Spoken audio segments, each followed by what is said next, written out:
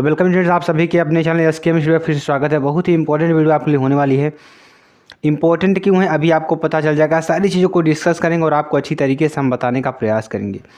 जो भी स्टूडेंट्स हमारे साथ जुड़ेंगे चैनल को तुरंत सब्सक्राइब कर देंगे, लाइक कर देंगे, कमेंट और शेयर कर देंगे ताकि आपके उन मित्रों तक पहुँच सके जो अभी आपकी कक्षा 12 की तैयारी कर रहे हैं। ठीक है, तो जो भी स्टूडेंट्स हमारे साथ जुड़ेंगे वो चैनल को तुरंत सब्सक्राइब कर देंगे, लाइक कर देंगे, कमेंट और शेयर कर देंगे। ठीक है, तो देखिए स्टूडेंट्स में हम पढ़ने का वाले चैप्टर 9 को पढ़ने वाले हैं, किरण प्रकाशिकी एवं प्रकाशिक केंद्र के बारे में। ठीक है, क्या पढ़ने वाले हैं? किरण प्रकाशिकी एवं प्रकाशिक केंद्र के बारे में पढ़ने वाले हैं। बहुत ही इंपॉर्टेंट चैप्टर आपके लिए होगा। और मेरे प्यारे स्टूडेंट, आपको क्या करना है, ज़्यादा से ज़्यादा इस वीडियो को शेयर करेंगे क्योंकि इस वीडियो में बहुत ज़्यादा मेहनत की गई है। आपको एक एक चीज़ समझाएंगे, सारे टॉपिक्स को क्लियर करेंगे, बस आप हमारे साथ बने रहेंगे तब। ठीक है, चलिए प्रकाश देखिए, सबसे पहले जानेंगे इसमें किरण प्रकाशिकी एवं प्रकाशिक यंत्र के बारे में जानेंगे। ठीक है, पहले हमारी हेडिंग यही होगी, प्रकाश। आखिरकार प्रकाश होता क्या है? प्रकाश को हम सभी लोग देखते हैं, आपका धूप हो गया, धूप एक भी प्रकार का प्रकाश है। तो वो ये प्रकाश है, आखिरकार यह है क्या, इसके बारे में हम जानेंगे। ठीक है, तो प्रकाश एक प्रकार की क्या है, ऊर्जा है। यह एक प्रकार क्या, एनर्जी जैसे कि जो सूर्य का प्रकाश होता है, पौधों को इससे एनर्जी मिलती है, हमारे शरीर को इसे विटामिन डी मिलता है। तो बहुत सारी जो ऊर्जाएं हैं इसके द्वारा हम प्राप्त करते हैं। ठीक है, इसका उपयोग हम वस्तुओं को देखने में करते हैं। जब प्रकाश किसी वस्तु पर पड़ती है तो पड़ने के पश्चात पुनः हमारे आँख पर वापस आती है। यानी कि जब प्रकाश किसी वस्तु पर पड़ती है, ठीक है, तो वस्तु कैसे दिखाई देती है उसके बारे में थोड़ा चर्चा करेंगे हम। देखिए, जब कोई भी प्रकाश, जैसे आप टार्च जला रहे हैं, ठीक है, जब आप टार्च जलाते हैं तो वहाँ प्रकाश डाला जाता है, वस्तु पर पड़ता है, उस वस्तु से प्रकाश टकरा करके हमारी आंखों पर आता है तो वस्तु हमें वहाँ दिखाई देती है। ठीक है, इसका यही एक कारण होता है।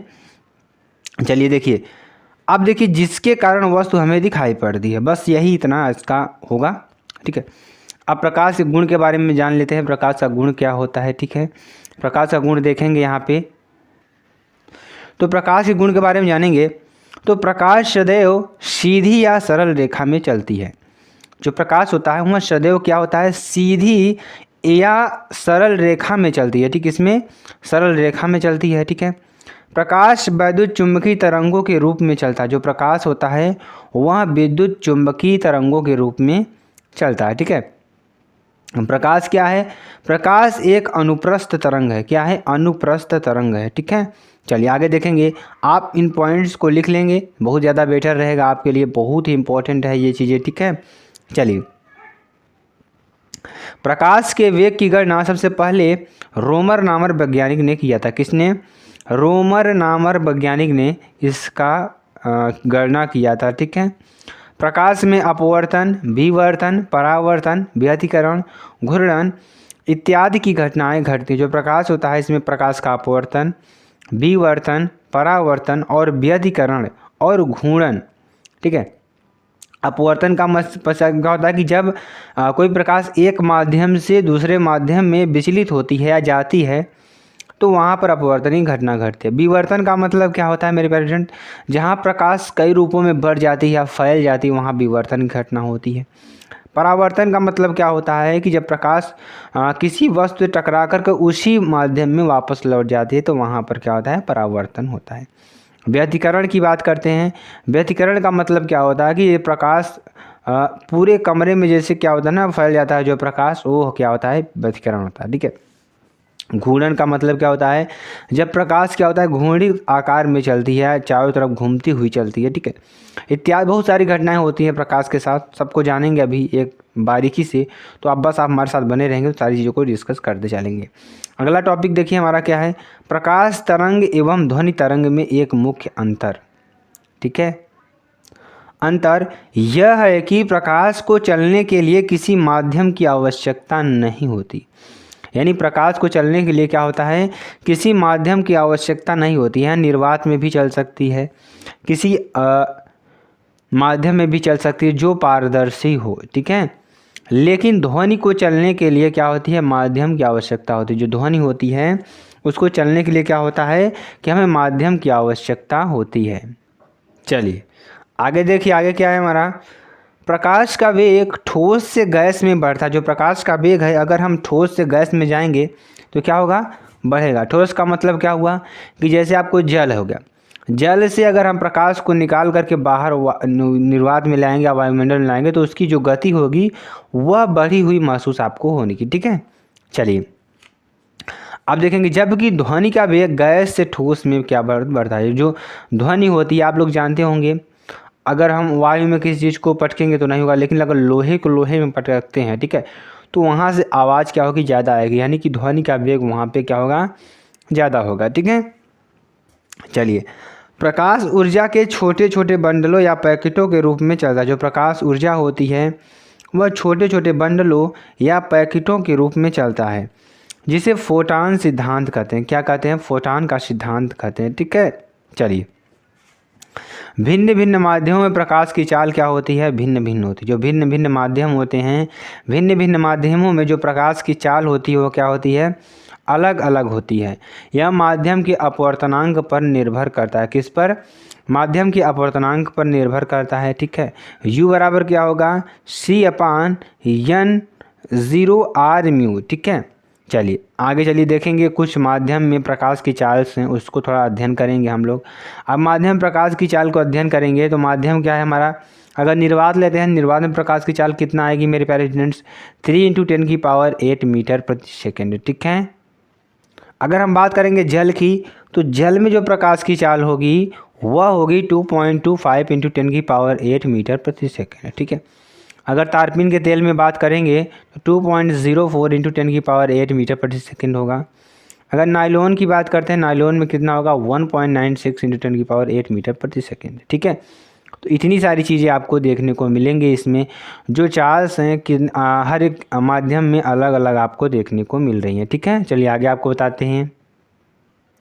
अब आगे हम बात करेंगे प्रकाश स्रोत की बात करेंगे, सोर्स ऑफ लाइट, यानी कि जो प्रकाश का स्रोत है वह कहाँ से आता है। ठीक है, तो उसके बारे में थोड़ा चर्चा करेंगे और आपको बताने का प्रयास करेंगे। ठीक है, तो सोर्स ऑफ लाइट क्या होती हैं, वे वस्तुएं ठीक है, वे वस्तुएं जो प्रकाश उत्पन्न करती हैं प्रकाश स्रोत कहलाती हैं। यानी कि जो वस्तुएं क्या करती हैं, प्रकाश उत्पन्न करती हैं वो क्या कहलाती हैं, प्रकाश स्रोत कहलाती है। जैसे सूर्य क्या हो गया, एक प्रकाश का स्रोत हो गया, एक टार्च आपकी प्रकाश की स्रोत हो गई। तो जहाँ से भी प्रकाश आपको निकलता हुआ दिखाई देगा वह प्रकाश का एक प्रकार का स्रोत होगा। ठीक है, चलिए विद्युत बल्ब की बात करते हैं, विद्युत ऊर्जा को प्रकाश ऊर्जा में बदलता है। लालटेन की बात करते हैं, रासायनिक ऊर्जा को प्रकाश ऊर्जा में बदलता है। मोमबत्ती की बात करेंगे तो रासायनिक ऊर्जा को प्रकाश ऊर्जा में बदलेगा। जुगनू की बात करती हैं, जैविक ऊर्जा को प्रकाश ऊर्जा में बदलता है। ठीक है, जैविक ऊर्जा मतलब जुगनू क्या होता है, खाता है, जैसे कि पत्तियों को मुलायम मुलायम पत्तियों को खाता है तो उससे क्या करता है, वो एनर्जी प्राप्त करता है, उस एनर्जी से क्या करता है, प्रकाश उत्पन्न करता है। ठीक है, चलिए सूर्य में क्या है, हमारी नाभिकीय ऊर्जा को प्रकाश ऊर्जा में बदलता है। ठीक है, चलिए आगे आपको बताते हैं प्रकाश के प्रति व्यवहार के आधार पर वस्तुओं के प्रकार।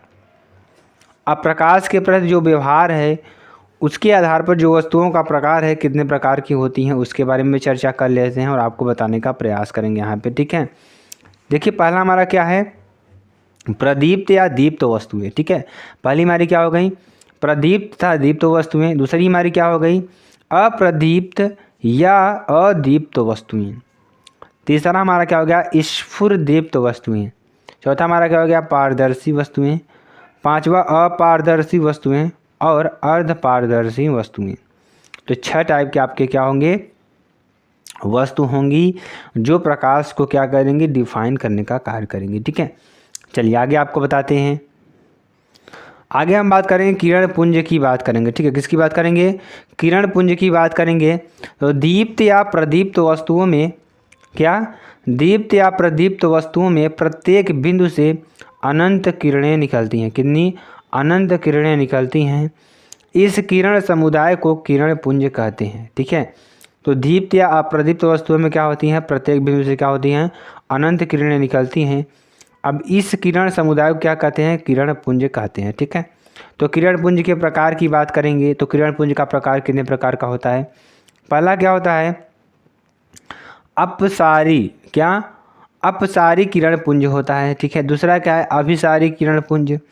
तीसरा हमारा क्या है, समांतर किरण पुंज। ठीक है, तो पहले हम बात करेंगे पहले हेडिंग की। पहला हमारा हेडिंग क्या है, अपसारी किरण पुंज। क्या है हमारा अपसारी किरण पुंज, आखिरकार होता क्या है?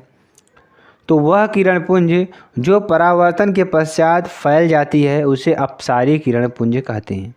यानी कि जहाँ से प्रकाश निकले वहाँ से पूरी प्रकाश क्या हो, फैल जाए, तो उसे हम क्या कहेंगे, अपसारी किरण पुंज कहेंगे। ठीक है, चलिए अगले पुंज की बात करेंगे, अभिसारी किरण पुंज। ठीक है, तो वह किरण पुंज जो परावर्तन के पश्चात एक बिंदु पर मिलते हैं, यानी कि वह किरण पुंज जो परावर्तन के पश्चात क्या होते हैं, एक बिंदु पर मिलते हैं, उसे हम क्या कहेंगे, अभिसारी किरण पुंज कहेंगे। क्या कहेंगे, अभिसारी किरण पुंज कहते हैं। ठीक है, अब हम आगे बात करेंगे समांतर किरण पुंज की बात करेंगे। किसकी, समांतर किरण पुंज की बात करेंगे। तो वह किरण पुंज जो परावर्तन के पश्चात क्या होता है, एक सरल रेखा में क्या होता है कि एक सरल रेखा में चलती है, उसे समांतर किरण पुंज कहते हैं। ठीक है, जैसे अगर हम बात करेंगे, जैसे कि आपको किसी स्रोत से निकल रही हैं, वो सीधे चली जा रही हैं, क्या हो रही हैं, सीधे चली जा रही हैं। ठीक है, उसे हम क्या कहेंगे, समांतर किरण पुंज कहेंगे। ठीक है, तो ये तरीके से आपको समझ लेना है। चलिए प्रकाश का परावर्तन की बात करेंगे। आखिरकार प्रकाश का परावर्तन होता क्या है, उसके बारे में चर्चा करेंगे और आपको अच्छी तरीके से बताने का प्रयास करेंगे। आखिरकार परावर्तन का प्रकाश कहते किसे हैं। ठीक है, चलिए समझते हैं एक बार से आपको। जब प्रकाश की किरण जब प्रकाश की किरण किसी चमकदार या पालिशदार पृष्ठ पर क्या होती है, पड़ती है, तो वह किसी निश्चित दिशा में क्या होती है, परावर्तित हो जाती है।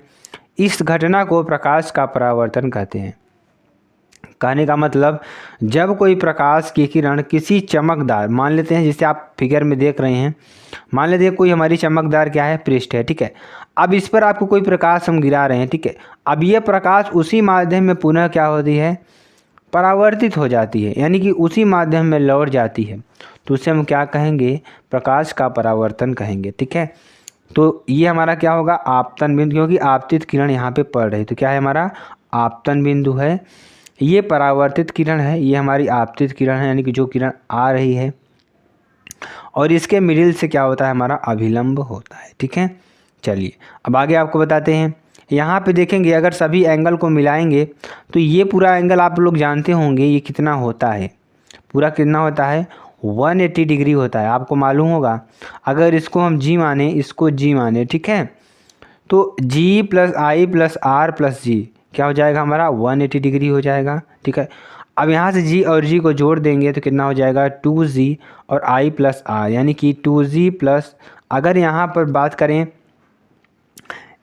कोण आई बराबर कोण आर के बराबर हो, क्योंकि अभिलंब से सीधा यह काटा जा रहा है। ठीक है, तो क्या हो जाएगा, 2g प्लस 2r बराबर 180 डिग्री हो जाएगा। यहाँ से आप देख सकते हैं 2g प्लस 2r बराबर क्या हो जाएगा, 180 डिग्री हो जाएगा। ठीक है, और 2 कॉमन लेंगे, क्योंकि 2 में दोनों में कॉमन है, तो कॉमन लेंगे तो क्या हो जाएगा, g प्लस आर बराबर 180 डिग्री, या g प्लस आर बराबर 90 डिग्री, या g प्लस आई बराबर क्या हो जाएगा, 90 डिग्री। इतने एंगल की हम बात कर रहे हैं, ये एंगल आपका पूरा 90 डिग्री होगा। ठीक है, ये एंगल आपका पूरा 90 डिग्री होगा, इधर ये एंगल आपका 90 डिग्री होगा। ठीक है, तो ये आपको सिंपल तरीके से समझ में आ गया होगा। चलिए आगे आपको बताते हैं। अब हम आगे बात करने वाले हैं परावर्तन के नियम के बारे में। आखिरकार परावर्तन का नियम होता क्या है, तो परावर्तन के नियम के बारे में समझेंगे और आपको अच्छी तरीके से बताने का प्रयास करेंगे। ठीक है, चलिए नियम नंबर 1 की बात करेंगे, तो आपतित किरण, परावर्तित किरण और आपतन बिंदु, ठीक है, पर खींचा गया अभिलंब तीनों एक ही तल पर स्थित होते हैं।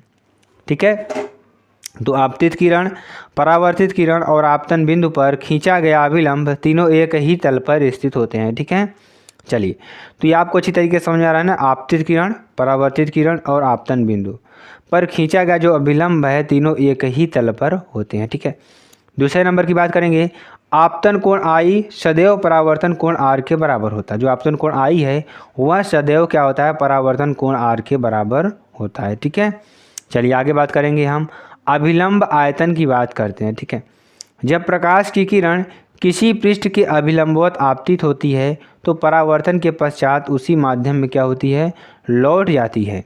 यानी कि जब प्रकाश की किरण किसी पृष्ठ के अभिलंबवत आपतित होता है तो परावर्तन के पश्चात क्या होता है, उसी माध्यम में वह क्या होता है, लौट जाती है।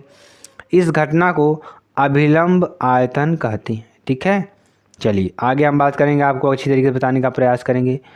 तो प्रकाश के परावर्तन घटना में नहीं बदलता। अगर प्रकाश का परावर्तन होगा तो वहाँ पे क्या क्या चीज़ें नहीं बदलेंगी। सबसे पहली बात क्या है, उसकी चाल, जो प्रकाश की चाल होगी मेरे प्यारे स्टूडेंट्स, तो वह कभी नहीं बदलेगी। जो प्रकाश की चाल होगी वह कभी भी नहीं बदलेगी, और उसकी तरंग दैर्ध्य भी नहीं बदलेगी, आवृत्ति नहीं बदलेगा और रंग नहीं बदलेगा। ठीक है, तो जब कहीं पर प्रकाश का अपवर्तन घटना होगी तो आप लोग याद रखिएगा, 4 ऑप्शन आपको ऑप्शन में प्रश्न पूछ सकता है कि अगर प्रकाश का अपवर्तन होगा तो इसमें से क्या नहीं बदलेगा। आपको ऑप्शन दे देगा, चाल दे देगा, त्वरण दे देगा, तो बहुत सारी 4 ऑप्शन आपको दे देगा। तो वहाँ पे आपको एक ऑप्शन मिलेगा इन चारों में से, चाल मिलेगा, तरंगदैर्ध्य मिलेगा, आवृत्ति मिलेगा, रंग मिलेगा। ठीक है, तो इस तरीके के प्रश्न आपको मिल सकते हैं। चलिए आगे आपको बताते हैं।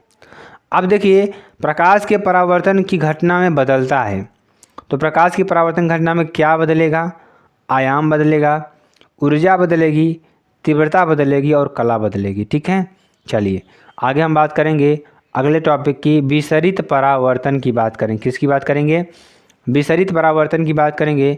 जब प्रकाश की किरण किसी खुरदुरे तल से टकराती है, जो कि प्रकाश की किरण है, जो किसी खुरदुरे किरण से प्रकाश की किरण किसी खुरदुरे तल से क्या होती है, टकराती है, तो वह परावर्तन के पश्चात क्या होता है, चारों दिशाओं में क्या होती है, फैल जाती है। विसरित परावर्तन का मतलब क्या होगा, अभी आप समझेंगे इसको ध्यान से। जब प्रकाश की किरण किसी खुरदुरे तल से क्या होती है, टकराती है, तो वह परावर्तन के पश्चात क्या होती है, चारों दिशाओं में क्या होती है, फैल जाती है। इस घटना को विसरित परावर्तन कहते हैं। इस घटना को क्या कहेंगे, विसरित परावर्तन कहेंगे। ठीक है, चलिए अगला टॉपिक हमारा क्या होगा, दर्पण की बात करेंगे। आखिरकार दर्पण होता क्या है। ठीक है, तो ऐसा समतल उत्तल या अवतल पृष्ठ, ऐसा समतल उत्तल या अवतल पृष्ठ जिसके एक तल पर कलई किया गया हो तथा दूसरा तल क्या हो, परावर्तित। मतलब कहने का मतलब, जैसे मान लीजिए हमारा कोई पेज ही है। ठीक है, अब यह पेज क्या है, हमारा पारदर्शी है। पारदर्शी मतलब क्या होता है, दोनों तरफ इसमें देख सकते हैं।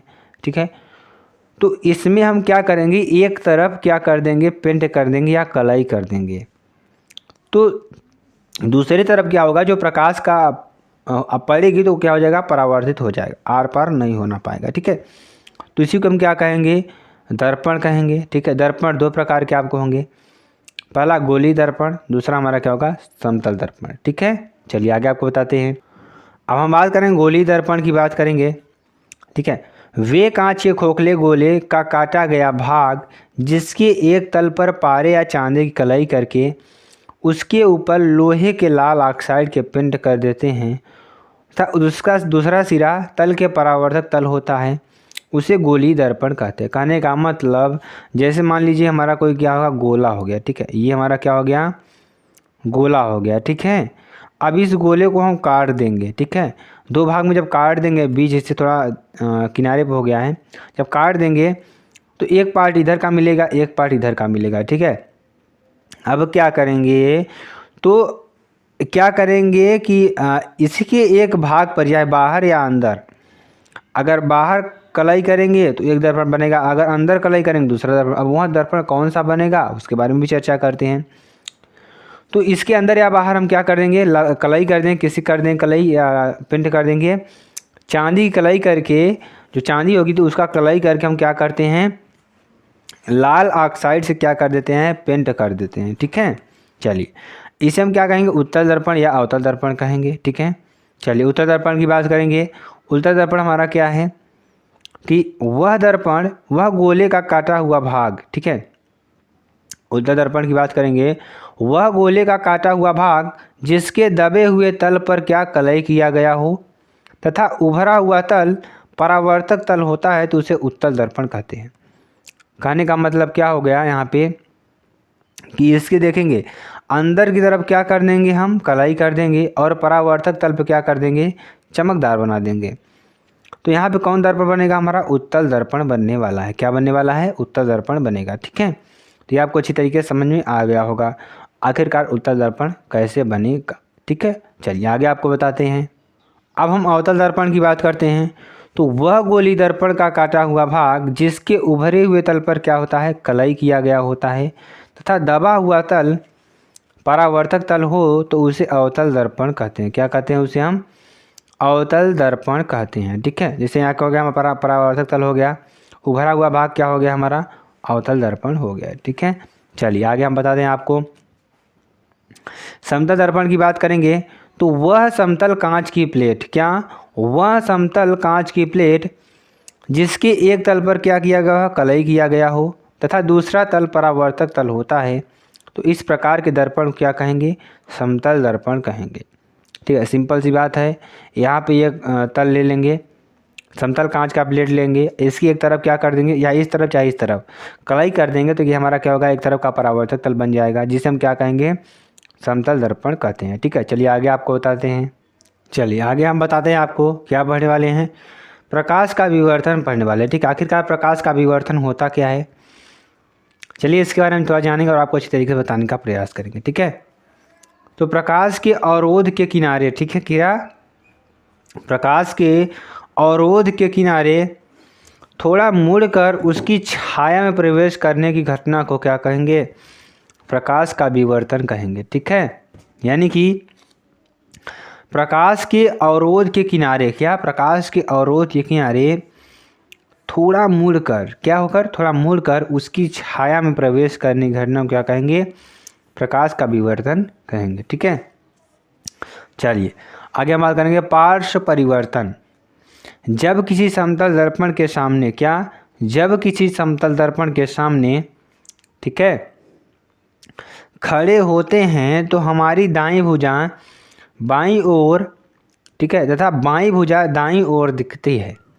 इस घटना को पार्श्व परिवर्तन कहते हैं। जब आप शीशे के सामने खड़े होते हैं तो आपकी जो दाईं भुजा है वो क्या होती है, बाईं ओर, था बाईं भुजा क्या होती है, दाईं ओर दिखाई पड़ती है। इस घटना को क्या कहेंगे, प्रकाश का पार्श्व परावर्तन कहेंगे। ठीक है, जैसे नोट फर्स्ट में लिखेंगे, आपको क्या लिखेंगे, अंग्रेजी वर्णमाला के 26 लेटर्स में से 11 लेटर्स का पार्श्व परिवर्तन नहीं होता है। जैसे ए का पार्श्व परिवर्तन नहीं मिलेगा आपको, यम का नहीं मिलेगा, ओ का नहीं मिलेगा, एच का नहीं मिलेगा, आई का नहीं मिलेगा, टी का नहीं मिलेगा, U V W X Y का आपको नहीं मिलेगा। ठीक है, चलिए आगे देखिए, नोट सेकेंड में देखिए, एम्बुलेंस के बोनट पर शब्द उल्टा लिखा होता है पार्श्व परिवर्तन के कारण। ठीक है, तो पार्श्व परिवर्तन कारण क्या होता है, एम्बुलेंस पर जो बोनट पर शब्द लिखा होता है क्या होता है, वह उल्टा लिखा होता है। ठीक है, चलिए आगे आपको बताते हैं।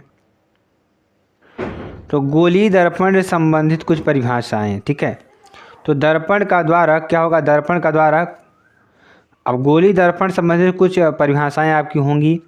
अब वे परिभाषाएं, सारी परिभाषाओं को आपको नोट कर लेना है, लिख लेना है अच्छी तरीके से। ठीक है, तभी आपको समझ में आने वाला है। ठीक है, तो दर्पण का द्वारक की बात करेंगे, दर्पण का द्वारक किसे कहते हैं, तो गोली दर्पण के परावर्तक तल के व्यास को, किसको, गोली दर्पण के परावर्तक तल के व्यास को दर्पण का द्वारक कहते हैं। इसे M1 या M2 से प्रदर्शित करते हैं। कहने का मतलब कि जैसे हम किसी गोली दर्पण गोले को काट देते हैं, तो देखिए यहाँ पे, यहाँ से यहाँ की दूरी हो, क्या होगी, हमारी एक व्यास होगी। ठीक है, अब इसमें एक M1 बनेगा, या M2 बनेगा, और इसके बीच में क्या बनेगा, अब ये जो हमारा जो पूरा बनेगा ये क्या होगा, दर्पण का क्या होगा, द्वारक होगा, यानी कि हमारी जो प्रकाश होगी यहीं से क्या होगी, प्रवेश करने वाली है। ठीक है, चलिए आगे आपको बताते हैं, दर्पण के ध्रुवों के बारे में बात करेंगे। आखिरकार दर्पण का ध्रुव होता क्या है। ठीक है, तो गोली दर्पण के परावर्तक तल के मध्य, किसके, गोली दर्पण के परावर्तक तल के मध्य बिंदु को ध्रुव कहते हैं। मान लीजिए कोई गोली दर्पण हो गया, अब इसके मध्य बिंदु को, क्या, इसको ध्यान से आप लोग देख लीजिएगा, इसके मध्य बिंदु क्या कहेंगे, ध्रुव कहेंगे। ठीक है, चलिए वक्रता केंद्र की बात करेंगे, तो गोली दर्पण को जिस गोले में से काटा जाता है उस गोले के केंद्र को गोली दर्पण का वक्रता केंद्र कहते हैं। इसे सी से प्रदर्शित करते हैं, किससे, सी से प्रदर्शित करते हैं। ठीक है, चलिए आगे आपको बताते हैं।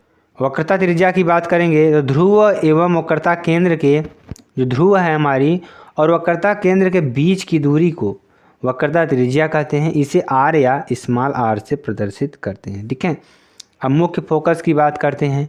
तो मुख्य फोकस क्या होता है? ध्रुव एवं जो हमारा ध्रुव होगा एवं वक्रता केंद्र के मध्य बिंदु को मुख्य फोकस कहते हैं। जैसे हम आपको बना के दिखा रहे हैं यहाँ पे, जैसे हमारा ये दर्पण हो गया, ये हमारा ध्रुव हो गया, ठीक है, पी, ये हमारी क्या हो गई? वक्रता केंद्र हो गई, और इसका जो मध्य बिंदु बनेगा ये हमारा क्या होगा? फोकस होगा। ठीक है, चलिए अब फोकस दूरी किसे कहेंगे? तो ध्रुव से फोकस बिंदु तक की दूरी को क्या कहेंगे? फोकस दूरी कहेंगे। सिंपल सी बात है। तो आपको समझ में आ रहा होगा कि ध्रुव एवं मुख्य फोकस के बीच की दूरी को क्या कहते हैं? फोकस दूरी कहते हैं। ठीक है, इसे एफ से प्रदर्शित करते हैं। किससे? एफ से प्रदर्शित करते हैं। ठीक है, तो आपको अच्छी तरीके से समझ में आ रहा होगा। ये सारी चीज़ों को डिस्कस कर रहे हैं हम।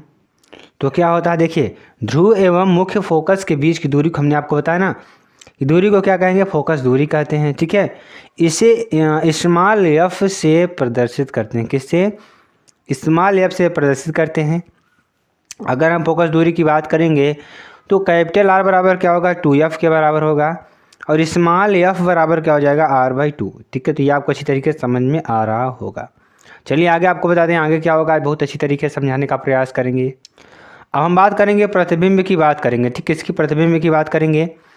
जब हम किसी दर्पण के सामने जब हम किसी दर्पण के सामने खड़े होते हैं तो दर्पण में हमारा चित्र बन जाता है। क्या होता है? दर्पण में क्या होता है? हमारा चित्र बन जाता है। ठीक है, इस चित्र को वस्तु का प्रतिबिंब कहते हैं।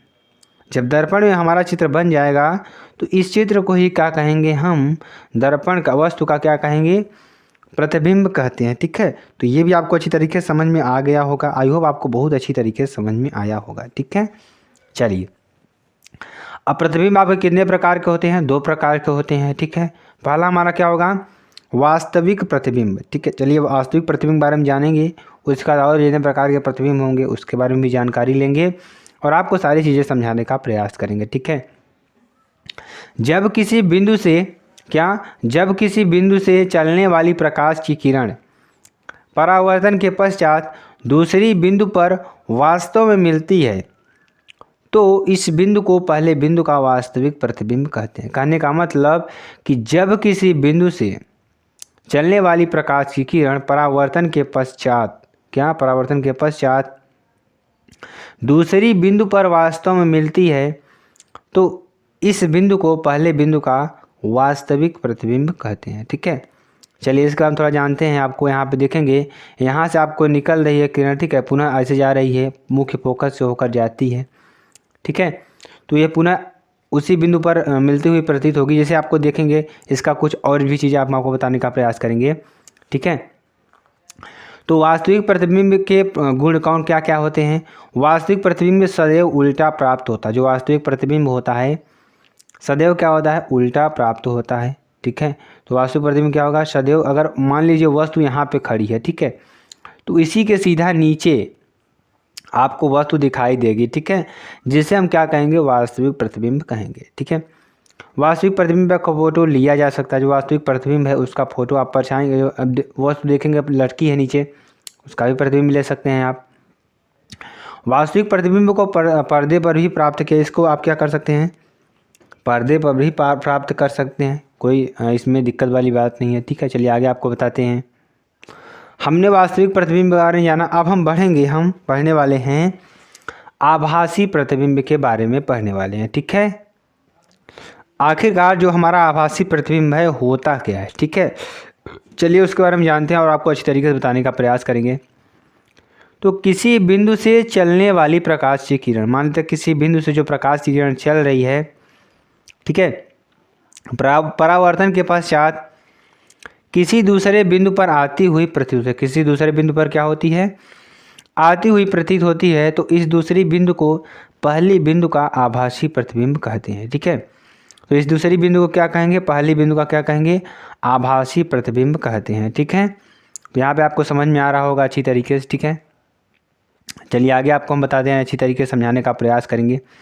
जैसे यहाँ से क्या होगा, जैसे ये हमारा किरण गई, ठीक है, अभी ये हमारा गया, यहाँ से क्या हो गया? परिवर्तित हो गया।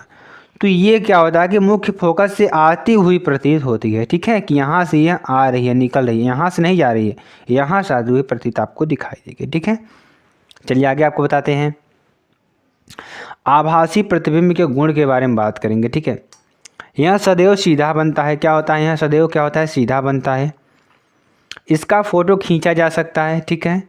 इसे पर्दे पर प्राप्त नहीं किया जा सकता है, इसको क्या कहते हैं, पर्दे पर प्राप्त नहीं कर सकते हैं, ठीक है। अब हम गोली दर्पण के निर्देशांक की बात करेंगे, ज्यामिति का चिन्ह परिपाटी की बात करेंगे। तो दर्पणों में प्रकाश की किरण क्या होती है, सदैव बाईं ओर से आपतित की जाती है, क्या होती है, दर्पणों में जो प्रकाश की किरण है सदैव बाईं ओर से क्या होती है, आपतित की जाती है। समस्त दूरियां दर्पण के ध्रुव से मुख्य अक्ष के साथ साथ नापी जाती हैं। जो समस्त दूरियां हैं दर्पण के ध्रुव से मुख्य अक्ष के साथ साथ नापी जाती हैं, ठीक है। आपतित किरण की दिशा में नापी गई दूरियों का चिन्ह धनात्मक होता है। अगर आपतित किरण की तरफ से अगर हम दूरियां नापेंगे तो चिन्ह क्या होगा, हमारा धनात्मक होता है, ठीक है। आगे चलिए, आपतित किरण के लिए विपरीत दिशा में नापी गई दूरियों को हम क्या करेंगे, चिन्ह ऋणात्मक लेंगे। अगर आपतित किरण के विपरीत दिशा में हम दूरियां नापेंगे तो क्या होंगे, वह चिन्ह ऋणात्मक लेंगे, ठीक है। मुख्य अक्ष के ऊपर अगर कोई वस्तु है तो उसका जो होगा प्रतिबिंब ऊंचाइयों का चिन्ह क्या लेंगे, धनात्मक लेंगे, ठीक है। चलिए, अगर मुख्य अक्ष के नीचे स्थित वस्तु का जो प्रतिबिंब होगा ऊंचाइयों का चिन्ह क्या होगा, ऋणात्मक होगा, ठीक है। ध्रुव से वस्तु की दूरी को u से प्रदर्शित करते हैं। जो ध्रुव से अगर वस्तु की दूरी लेंगे तो इसे u से प्रदर्शित करते हैं, ठीक है। और ध्रुव से प्रतिबिंब के बीच की दूरी को क्या कहते हैं, v से प्रदर्शित करते हैं। किससे, v से प्रदर्शित करते हैं, ठीक है। वस्तु की ऊंचाई को o से तथा प्रतिबिंब की ऊंचाई को i से प्रदर्शित करते हैं, ठीक है। तो चलिए इसमें हम आगे पढ़ने वाले हैं, आपको अच्छी तरीके से बताने का प्रयास करेंगे। और साथ ही साथ जो भी स्टूडेंट्स हमारे साथ जुड़े हैं तुरंत चैनल को सब्सक्राइब कर देंगे, लाइक कर देंगे, कमेंट और शेयर कर देंगे। चलिए आगे हम देखने क्या वाले हैं, उत्तल लेंस की अभिसारी क्रिया के बारे में जानेंगे, ठीक है। तो उत्तल लेंस की अभिसारी क्रिया होती क्या है, इसके बारे में थोड़ा जानेंगे, ठीक है।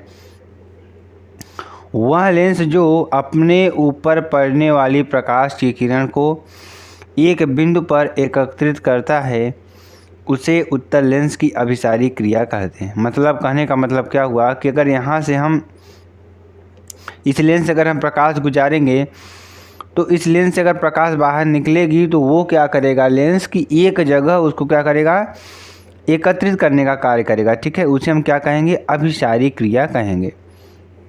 जैसा कि आपको दिख रहा होगा कि यहाँ से किरण आ रही है, यहाँ से किरण आ रही है, ठीक है। तो यह क्या कर रहा है, इस किरण को यहाँ पर एकत्रित करने का कार्य कर रहा है, ठीक है।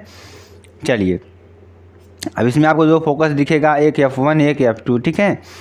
चलिए आगे आपको बताते हैं अवतल लेंस की अपसारी क्रिया। क्या पढ़ेंगे, अवतल लेंस की अपसारी क्रिया के बारे में जानेंगे, बहुत ही इंपॉर्टेंट है ये आपके लिए, ठीक है। देखिए, वह लेंस जो अपने ऊपर पड़ने वाली प्रकाश की किरण को बिखेर देती है उसे अवतल लेंस की अपसारी क्रिया कहते हैं। यानी कि कौन सा लेंस, वह लेंस जो जैसे कि इसके अंदर से अगर हम प्रकाश गुजारेंगे तो क्या करेगा, यहाँ प्रकाश को फैलाने का कार्य करेगा, हमेशा क्या करेगा, प्रकाश को क्या करेगा, फैलाने का कार्य करेगा, ठीक है। जिसे हम क्या कहेंगे, अपसारी क्रिया कहेंगे, ठीक है। बहुत ही इंपॉर्टेंट आपके लिए है। चलिए आगे आपको बताते हैं, अब हम बात करेंगे लेंस द्वारा प्रतिबिंब बनाने के नियम। तो लेंस द्वारा हम प्रतिबिंब कैसे बनाएंगे उसके नियमों को थोड़ा जानेंगे और आपको अच्छी तरीके से हम बताने का प्रयास करेंगे, ठीक है। देखिए, जब प्रकाश की किरण लेंसों पर मुख्य अक्ष के समांतर, मान लेते हैं लेंसों पर किसके समांतर, मुख्य अक्ष के समांतर आपतित की जाती है तो अपवर्तन के पश्चात द्वितीय फोकस से होकर जाती है, ठीक है, उत्तल लेंस में तथा जाती हुई प्रतीत होती है अवतल दर्पण में। अब देखेंगे क्या कर रहा है कि द्वितीय फोकस से होकर जाती हुई प्रतीत होती है या उत्तल लेंस में तथा जाती हुई प्रतीत होती है अवतल दर्पण में, ठीक है। तो ये आपको अच्छी तरीके से समझ में आ रहा होगा। यहाँ कहने का मतलब क्या है इसका कि अगर यहाँ पे अलग अलग हम लेंस की बात करें, ठीक है, अगर हम अलग अलग लेंस की बात करें तो यहाँ पर दर्पण नहीं होगा, लेंस होगा, ठीक है, क्योंकि यहाँ पर गलत लिख दिया गया है थोड़ा बहुत, तो यहाँ पे आप लोग लेंस कर लीजिएगा, ठीक है। देखिए कहने का मतलब क्या है कि यहाँ पर देखेंगे, अगर उत्तल लेंस में देखेंगे तो उत्तल लेंस में देखेंगे अगर यहाँ मुख्य अक्ष के समांतर जा रही है तो ये किसकी ओर, फोकस से जाती हुई, यानी कि फोकस से जाती हुई प्रतीत हो रही है, ठीक है, F2 से ये जाती हुई प्रतीत होगी, ठीक है। अगर यहाँ इधर से इसको देखेंगे तो ये F2 से आती हुई प्रतीत हो रही है, ठीक है। तो यही है, इसमें आपको अच्छी तरीके से समझना है, ठीक है। चलिए आगे देखेंगे आपको, जब प्रकाश की किरण जब प्रकाश की किरण, ठीक है, उत्तल लेंस के प्रथम फोकस से होकर जाती है, ठीक है, तो अपवर्तन के पश्चात मुख्य के समांतर हो जाती है उत्तल लेंस में तथा फोकस की ओर आती हुई प्रतीत होती है अवतल लेंस में। कहने का मतलब क्या है, हम आपको समझाते हैं। देखिए जब हम उत्तल लेंस की बात करें, उत्तल लेंस अगर कोई प्रकाश किरण इस लेंस अगर हम लेंस पर पड़ेगी तो यह अपवर्तन के पश्चात क्या होगा, मुख्य अक्ष के समांतर हो जाएगी। ये मान लिया मुख्य अक्ष है हमारा, अब इसके यहाँ क्या हो जाएगी, समांतर हो जाएगी, ठीक है। अब देखेंगे इसी तरीके से अगर हम अवतल लेंस की बात करें, अवतल लेंस में अगर देखते हैं तो क्या कर रहा है कि अवतल लेंस में मुख्य फोकस की ओर आती हुई प्रतीत हो रही है, ठीक है।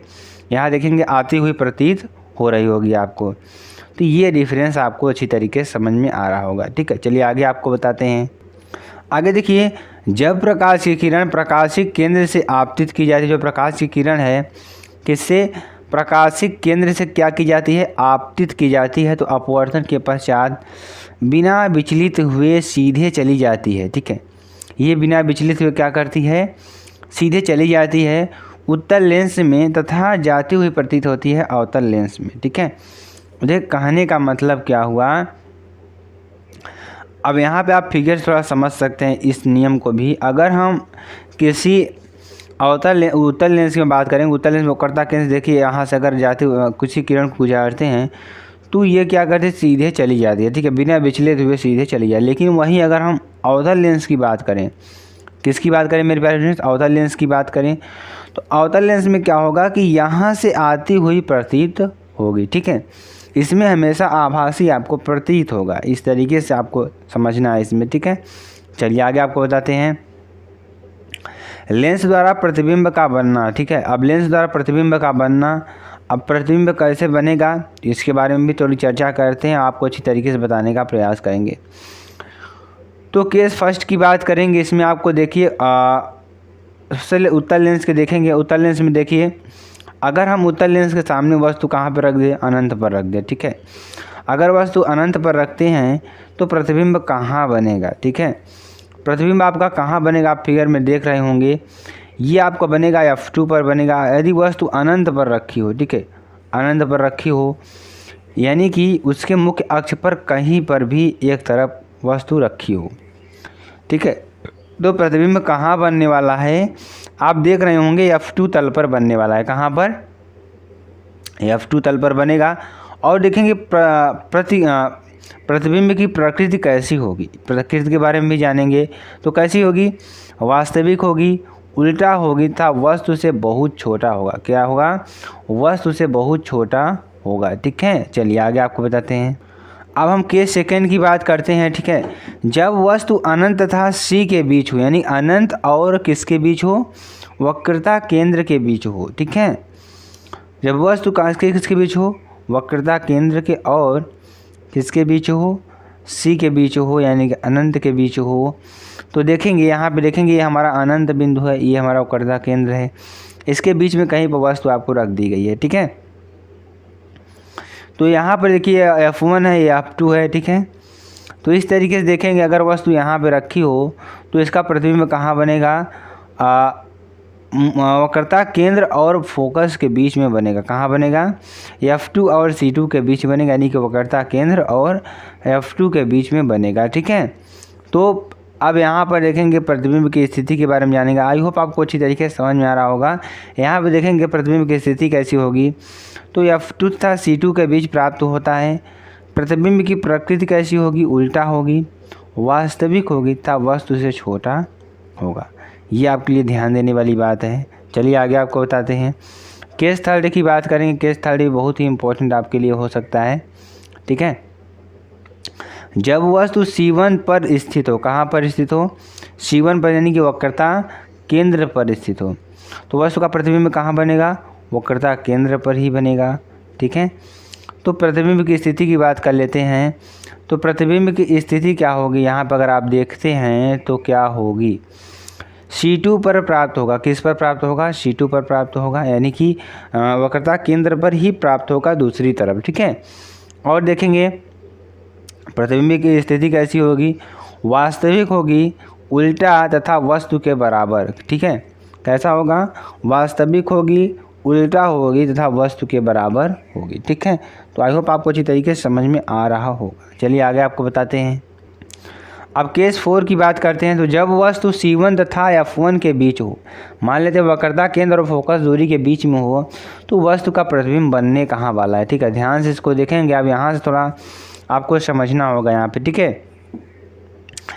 तो जब वस्तु कहाँ पर रख दें? C1 था F1 के बीच में रख देते हैं, तो वस्तु का प्रतिबिंब बनेगा कहाँ? अनंत और वक्रता केंद्र के बीच में बनने वाला है, ठीक है।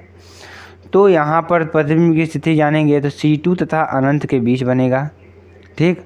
अब देखेंगे प्रतिबिंब प्रकृति की, देखेंगे प्रकृति कैसी होगी। तो कैसी होगी? वास्तविक, उल्टा तथा वस्तु से बड़ा। कितना? वास्तविक, उल्टा तथा वस्तु से बड़ा होगा, ठीक है। अब केस 5 की बात करते हैं। बहुत ही इंपॉर्टेंट ये भी है आपके लिए, बहुत ही इंपॉर्टेंट, ठीक है। जब वस्तु F1 पर स्थित हो, कहाँ पर स्थित हो? F1 पर स्थित हो, तो यहाँ आप देखेंगे A और B है यहाँ पे, ठीक है, ठीक है। तो वस्तु जब F1 पर स्थित हो, वस्तु का प्रतिबिंब कहाँ बनेगा? प्रतिबिंब की स्थिति के बारे में जान लेते हैं। तो प्रतिबिंब की स्थिति आप जानेंगे तो अनंत पर प्राप्त होगा। जो वस्तु का प्रतिबिंब होगा कहाँ प्राप्त होगा? अनंत पर प्राप्त होता है। और प्रतिबिंब की प्रकृति की बात करेंगे तो वास्तविक, उल्टा तथा वस्तु से बड़ा। कहाँ? इतना वास्तविक, उल्टा तथा वस्तु से बड़ा मिलेगा, ठीक है। तो ये आपके लिए बहुत ही इंपॉर्टेंट है आपके लिए, ठीक है। चलिए आगे आपको बताते हैं। तो छठे केस की बात करते हैं। छठा केस में देखिए आपका क्या कह रहा है कि जब वस्तु फोकस और किसके बीच में? वक्रता केंद्र के बीच में। यहाँ देखेंगे वक्रता केंद्र आपके यहाँ है ना, तो इसके बीच में अगर स्थित हो तो, ठीक है। अब इसके बीच में अगर स्थित है तो आपको कहाँ बनेगा? प्रतिबिंब की स्थिति क्या होगी? तो वस्तु के पीछे प्राप्त होगा। कहाँ पे आप देख रहे होंगे इसका प्रतिबिंब कहाँ मिल जाएगा? वस्तु के पीछे ही आपको मिलेगा, कुछ इस तरीके के, ठीक है। यहाँ से पीछे आपको आती हुई प्रतीत होगी, यहाँ पे भी आपको पीछे ही दिखाई देने वाला है, ठीक है। चलिए अब प्रतिबिंब की प्रकृति की बात करेंगे। तो प्रकृति कैसी होगी? अगर लेंस के पीछे ही दिखाई दे तो क्या होगा? आभासी होगा, सीधा होगा, वस्तु से क्या होगा? बड़ा होगा, ठीक है। तो ये आपको याद कर लेना, बहुत ही इंपॉर्टेंट आपके लिए पॉइंट होगा।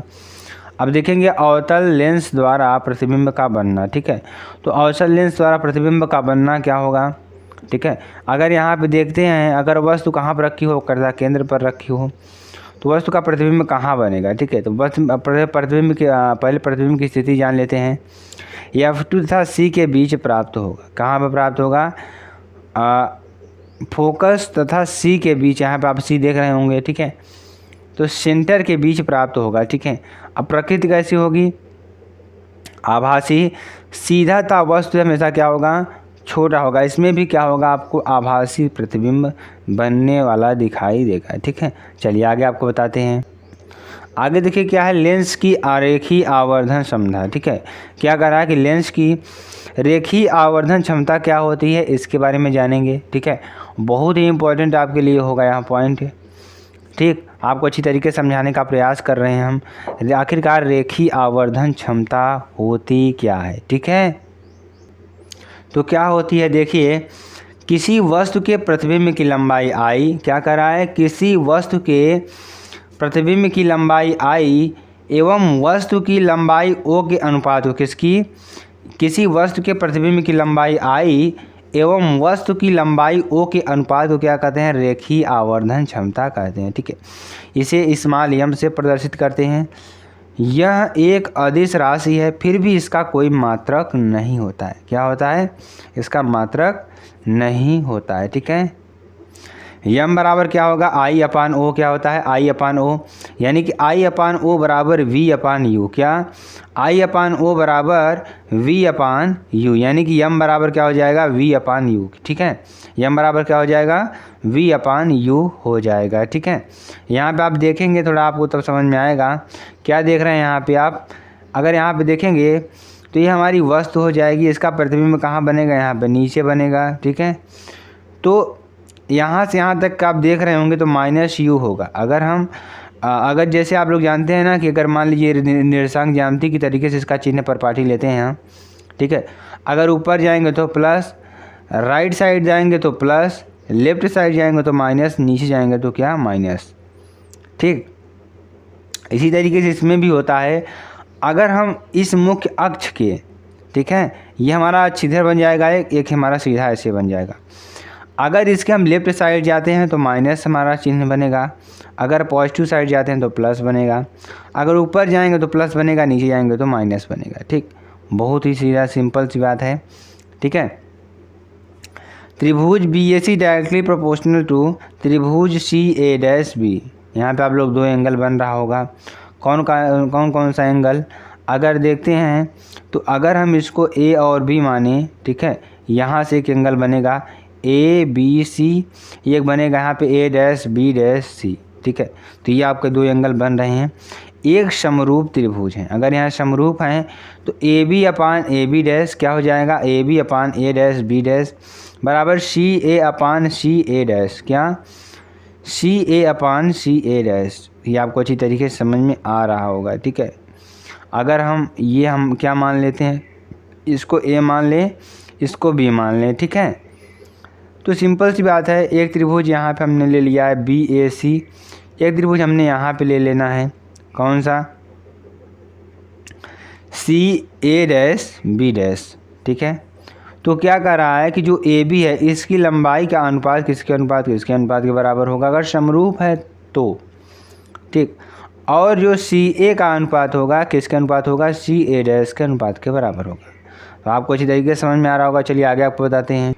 अब यहाँ पर ध्यान समझने वाली बात क्या है, हमने आपको जो बताया, हमने क्या बताया कि अब देखिए जो वस्तु की दूरी है ऑब्जेक्ट को मान लेते हैं और इमेज की दूरी को आई मान लेते हैं।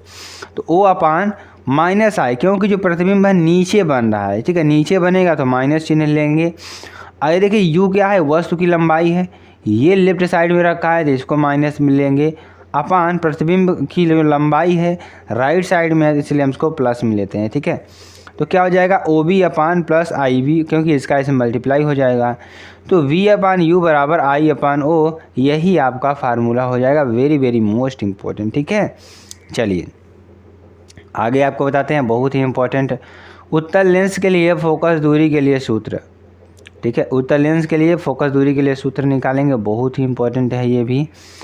तो यहाँ पे देखिए हमने एक वस्तु रख दी है, इसका प्रतिबिंब आपको यहाँ पे बनता हुआ दिखाई देगा। ठीक है, अगर हम प्रकाशिक केंद्र से वस्तु की दूरी लें सी ए, तो यहाँ से देखेंगे सी ए है, सी ए को कितना लेते हैं, माइनस यू ले लेंगे। अगर सी ए डैश की बात करते हैं तो कितना ले लेते हैं, वी लेंगे, क्योंकि इधर जाएंगे तो प्लस होगा। और यहाँ पर एक दूरी और ले रहे हैं, फोकस दूरी सी एफ टू। अगर हम सी एफ टू की बात करते हैं या फोकस दूरी हमारी है तो इसको कितना ले लेते हैं, एफ ले लेते हैं। ठीक है, बहुत ही इंपॉर्टेंट ये भी है। अब आगे हम दो त्रिभुज ले लेंगे, त्रिभुज बी ए सी और त्रिभुज C A dash B dash एक समरूप त्रिभुज है। ठीक है, तो A B upon A dash B dash बराबर C A upon C A dash, समीकरण नंबर 1। ठीक है, अब इसको ले लेंगे समीकरण नंबर 1। अब एक त्रिभुज और आपको समरूप दिखाई देगा, त्रिभुज E C F two and त्रिभुज एफ ए डैश बी भी समरूप है। आप फिगर में देखेंगे तो ये त्रिभुज आपको समरूप दिखाई देंगे। ठीक है, चलिए तो इससे क्या हो जाएगा, E C upon A dash B dash बराबर C F two upon F two A dash. ठीक है, चूँकि हमारा ई सी बराबर ए बी के बराबर होगा। ठीक है, तो क्या हो जाएगा, A B upon A dash B dash बराबर C F two upon F two A dash, समीकरण नंबर 2। अब समीकरण नंबर 1 बराबर 2 कर देंगे तो क्या हो जाएगा, C A dash upon C A upon C A dash बराबर क्या हो जाएगा, C F two upon F two A dash. ठीक है, तो क्या हो जाएगा, C A upon C A dash बराबर सी एफ टू अपान क्या हो जाएगा C A dash minus C F two, समीकरण नंबर 3। ठीक है, आगे देखेंगे समीकरण नंबर 3 में मान रखने पर क्या हो जाएगा माइनस यू अपान वी बराबर F upon V minus F. क्या हो जाएगा, अगर हम मान रखते हैं तो माइनस यू अपान वी बराबर F upon V minus F. यहाँ से थोड़ा इसको सॉल्व करेंगे तो इसको इधर ले जाएंगे तो क्या हो जाएगा, सॉल्व करेंगे इसका अंदर मल्टीप्लाई करेंगे तो माइनस यू वी हो जाएगा प्लस क्या हो जाएगा minus minus plus U F बराबर एफ वी हो जाएगा। ठीक है, और यहाँ से U F minus F V बराबर यू वी। ठीक, चलिए आगे आपको बताते हैं। अब क्या कर देते हैं, दोनों पक्षों में क्या कर देते हैं, यू वी एफ से क्या कर देते हैं, भाग दे देते हैं। ठीक है, तो U F upon U V F minus F V upon U V F बराबर U V upon U V F. ठीक है, तो क्या हो जाएगा 1 upon F minus 1 upon U बराबर 1 अपान एफ। ठीक है, तो ये आपका मेन फार्मूला होगा, बहुत ही इंपॉर्टेंट है, तो आपको इसको अच्छी तरीके से पढ़ लेना है। चलिए आगे हम बताते हैं अवतल लेंस के लिए फोकस दूरी के लिए फार्मूला निकालेंगे। तो अवतल लेंस के लिए फोकस दूरी के लिए फार्मूला निकालेंगे। यहाँ पे देखेंगे, यहाँ पे हमने वस्तु रखा, इसका प्रतिबिंब आपको यहाँ पर बनेगा। ठीक है, वस्तु की ओर वस्तु से छोटा बनेगा आपको। ठीक है, तो अब इसमें भी मान लेते हैं हम, क्या मान लेते हैं, प्रकाशिक केंद्र से वस्तु की दूरी सी ए बराबर माइनस यू, प्रतिबिंब की दूरी सी ए डैश बराबर minus C B, F two की दूरी सी एफ टू बराबर माइनस सी एफ। तो त्रिभुज बी ए सी एंड त्रिभुज C A dash B dash एक समरूप त्रिभुज हैं। ठीक है, तो क्या हो जाएगा A B upon A dash B dash बराबर क्या हो जाएगा C A upon C A dash, समीकरण नंबर 1। ठीक है, क्या हो जाएगा त्रिभुज E C F two and त्रिभुज F two A dash B dash की समरूप त्रिभुज हैं। तो क्या हो जाएगा E C upon A dash B dash बराबर C F two upon F two A dash. ठीक है, चूँकि ई सी बराबर क्या है ए बी। ठीक है, A B upon A dash B dash बराबर C F two upon F two A dash, समीकरण नंबर 2। ठीक, by equation first and second से अगर देखते हैं तो सी ए अपान सी ए डैश बराबर C F two upon F two A dash. ठीक है, तो क्या हो जाएगा C A upon C A dash बराबर C F two upon C F two minus C A dash, समीकरण नंबर 3।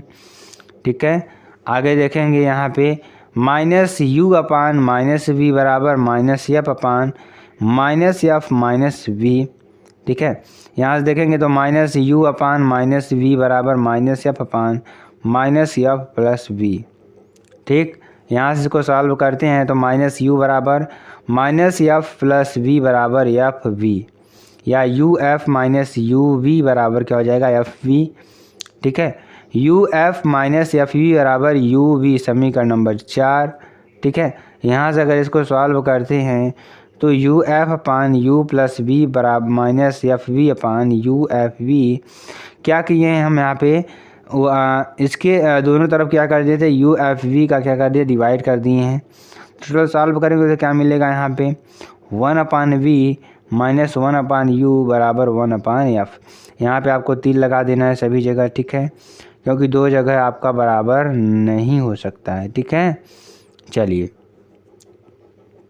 तो ये चीज़ें आपको समझ में आ गई होंगी। तो ये फार्मूला आपका एक हो जाएगा, एक उत्तल लेंस का हो जाएगा, एक अवतल लेंस का हो जाएगा। ठीक है, दोनों फार्मूला आपको अच्छी तरीके से समझ में आ गए होंगे। चलिए आगे आपको बताते हैं। आगे देखिए एम एफ एवं वी में संबंध की बात करेंगे। ठीक है, तो 1 अपान एफ बराबर 1 अपान वी माइनस 1 अपान यू। ठीक है, वी से दोनों तरफ पर क्या करते हैं गुणा कर देते हैं। ठीक है, दोनों तरफ गुणा कर देंगे तो वी अपान एफ बराबर V upon V minus V upon U. ठीक है, ऊपर तरफ क्या हो जाएगा वी हो जाएगा, तो इसको काटेंगे तो क्या बचेगा वी अपान एफ बराबर 1 माइनस वी अपान यू, जो कि किसके बराबर है यम के बराबर होगा। वी अपान यू किसके बराबर होगा यम के बराबर होगा। ठीक है, तो यहाँ से वी अपान एफ बराबर क्या हो जाएगा 1 माइनस एम। ठीक, और सॉल्व करेंगे तो यम बराबर 1 माइनस एफ अपान वी, या यम बराबर F minus V upon F. एक फार्मूला आपका ये हो जाएगा। और देखेंगे एम एफ एवं यू में संबंध की बात करें, अभी हमने वी में निकाला, अब हम यू में संबंध निकालेंगे। ठीक है, तो क्या हो जाएगा 1 अपान एफ बराबर 1 अपान वी माइनस 1 अपान यू। तो सभी जगह क्या कर देंगे यू का गुणा कर देंगे दोनों तरफ। ठीक है, तो यू अपान एफ बराबर यू अपान वी माइनस 1। तो यहाँ से देखा थोड़ा इसको काटेंगे तो क्या बचेगा, u अपान एफ बराबर क्या बचेगा, u बराबर u अपान वी -1। ठीक है, अगर इसको सॉल्व करते हैं तो क्या हो जाएगा, u अपान एफ प्लस 1 बराबर u अपान वी, या u प्लस एफ अपान एफ बराबर u अपान वी, या f बराबर u प्लस एफ बराबर v अपान u। यह क्या हो जाएगा, m बराबर v अपान u के बराबर हो जाएगा। इसको सॉल्व करेंगे तो क्या मिलेगा, हमें मिलेगा f अपान u प्लस एफ बराबर m, या m बराबर f upon F plus u। ठीक है, ये आपके लिए बहुत ही इम्पोर्टेंट है। ठीक, चलिए आगे आपको बताते हैं उत्तल लेंस के लिए रेखीय आवर्धन क्षमता। अगर हम i इज़ लेस देन 0 रखेंगे तो क्या हो जाएगा, m is less than 1। i बराबर 0 रखते हैं तो m बराबर 1, या i इज़ ग्रेटर देन 0 रखेंगे तो m इज़ ग्रेटर देन 1 आएगा। ठीक है, अगर अवतल लेंस की बात करें यहीं पे तो m बराबर क्या हो जाएगा, i इज़ लेस देन 0 तो m is less then i। ठीक है, अब हम बात करेंगे उत्तल लेंस के चिन्ह परिपाटी की बात करेंगे कि वस्तु होगी तो किसका चिन्ह किधर कैसे लेंगे। ठीक है, अगर उत्तल लेंस की बात करते हैं तो यू जो वस्तु की दूरी होगी क्या होगी, माइनस मिलेंगे, और जो प्रतिबिंब होगा उसको प्लस मिलेंगे, फोकस दूरी प्लस मिलेंगे, ऑब्जेक्ट को भी प्लस मिलेंगे, और प्रतिबिंब को कहाँ मिलेंगे, माइनस मिलेंगे, और आवर्धन क्षमता को माइनस मिलेंगे। ठीक है, यहाँ पे आपको 3 कंडीशन दिखेगी, m is less than 1, m is equal to 1, या m is greater than i। ठीक है, चलिए अब 6 कंडीशन की बात करेंगे जो अवतल लेंस की है। तो यहाँ पे देखेंगे जो वस्तु की दूरी होगी -v से, प्रतिबिंब की दूरी क्या होगी -u से v से, यह जो फोकस दूरी होगी प्लस से, और ऑब्जेक्ट प्लस से i, प्रतिबिंब क्या प्लस से, m क्या होगा प्लस से होगा, m क्या होगा, m इज़ ग्रेटर देन 1 के बराबर होगा। ठीक है, चलिए आगे आपको बताते हैं। अब देखेंगे अवतल लेंस के लिए चिन्ह परिपाटी क्या देखेंगे, u बराबर -v, o बराबर +v, प्लस चिन्ह लेंगे, f का मान कितना लेंगे, प्लस क्या माइनस लेंगे, और v जो होगा कितना लेंगे, माइनस लेंगे, i क्या लेंगे, माइनस लेंगे, और m क्या लेंगे, प्लस लेंगे, जब क्या होगा m इज़ लेस देन 1 के बराबर होगा। ठीक है, तो यहाँ तक आपको लेंस का पूरा पार्ट था। अब आगे हम क्या पढ़ने वाले हैं, प्रिज्म को पढ़ने वाले हैं, जो कि बहुत ही इम्पोर्टेंट है। ठीक है, तो आपके लिए very very most important topic हो सकते हैं। ठीक है, तो चलिए प्रिज्म के बारे में जानते हैं, प्रिज्म आखिरकार होता क्या है। साथ है जो भी स्टूडेंट्स हमारे साथ नए जुड़ेंगे तुरंत चैनल को सब्सक्राइब कर देंगे, लाइक कर देंगे, कमेंट और शेयर कर देंगे। ठीक है, तभी आपको वीडियो समझ में आने वाली है। ठीक है, तो प्रिज्म एक ऐसा समांगी एवं पारदर्शी माध्यम होता है जो 2 समतल पृष्ठों से मिलकर बना होता है। किससे, 2 समतल पृष्ठों से मिलकर बना होता है।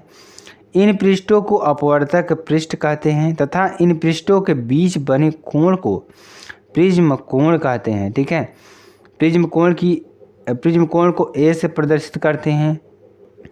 तो प्रिज्म क्या होता है, एक बार और अच्छी तरीके से समझ लेते हैं। देखिए, प्रिज्म एक ऐसा समांगी एवं पारदर्शी, समांगी का मतलब समान पदार्थ का बना होगा। ठीक है, एवं पारदर्शी माध्यम होता है। क्या होता है, पारदर्शी माध्यम होता है जो 2 समतल पृष्ठों से मिलकर बना होता है। किससे, इसमें जो हम पृष्ठ लेंगे वह समतल पृष्ठ लेंगे। ठीक है, समतल पृष्ठ लेंगे। इन पृष्ठों को अपवर्तक पृष्ठ कहते हैं। ये पृष्ठ क्या होंगे, अपवर्तक पृष्ठ होंगे। कहने का मतलब क्या होता है, अपवर्तक का मतलब क्या होता है। तो अगर इन पृष्ठों के बीच कोण की बात करें तो इसे क्या कहेंगे, हम प्रिज्म कोण कहते हैं। इसे हम किससे प्रदर्शित करते हैं, ए से प्रदर्शित करते हैं। ठीक है, ये हमारा, अगर आप फिगर में देखेंगे थोड़ा कुछ तरीके से आपको दिखेगा, ये हमारा क्या हो जाएगा, अपवर्तक पृष्ठ हो जाएगा। और यहाँ पर अगर देखेंगे तो हमारा क्या बनेगा, प्रिज्म कोण बनने वाला है। ठीक है, तो आपको ये समझ में आ रहा होगा। चलिए आगे आपको बताते हैं। प्रिज्म का आधार नीचे आपका बनेगा। ठीक है, चलिए प्रिज्म द्वारा प्रकाश का अपवर्तन की बात करेंगे तो प्रिज्म द्वारा प्रकाश का अपवर्तन क्या होगा, जब प्रकाश की किरण, ठीक है क्या, जब प्रकाश की किरण प्रिज्म पर आपतित होती है तो अपवर्तन के पश्चात क्या, ठीक है, जब कोई प्रकाश की किरण प्रिज्म पर आपतित होगी तो अपवर्तन के पश्चात किरण अभिलंब की ओर, कहाँ पर, अभिलंब की ओर झुक जाती है। अभिलंब की ओर झुकी हुई किरण एवं अभिलंब के बीच बने कोण को क्या कहते हैं, अपवर्तन कोण कहते हैं। ठीक है, यानी कि अगर अभिलंब की ओर जो किरण झुकी हुई है उसे हम क्या कहेंगे, यानी अभिलंब की ओर झुकी हुई किरण एवं अभिलंब के बीच जो कोण बनेगा उसे हम क्या कहेंगे, अपवर्तन कोण कहेंगे। ठीक है, तो अपवर्तन कोण को स्मॉल r से प्रदर्शित करते हैं तथा यही कारण जब प्रिज्म के बाहर निकलती है तो अभिलंब से दूर हट जाती है। ठीक है, तो अभिलंब से दूर हटी किरण को निर्गत किरण कहते हैं। ठीक है, तथा निर्गत एवं अभिलंब से बीच बने कोण को निर्गमन कोण कहते हैं। इसे E या I से प्रदर्शित निरूपित करते हैं। ठीक है, चलिए आगे आपको बताते हैं।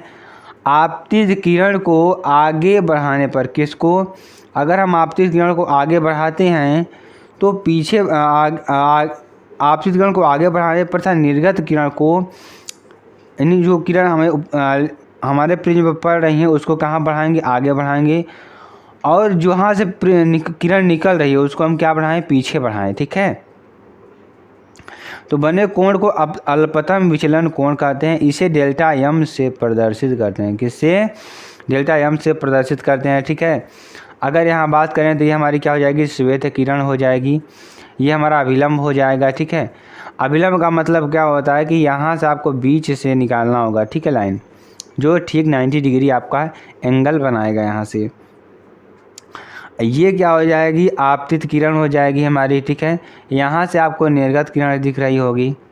ठीक, ये हमारा आर डैश हो जाएगा, ये आर हो जाएगा, ये डेल्टा एम आई के अल्पतम विचलन कोण हो जाएगा। ठीक है, चलिए आगे आपको बताते हैं।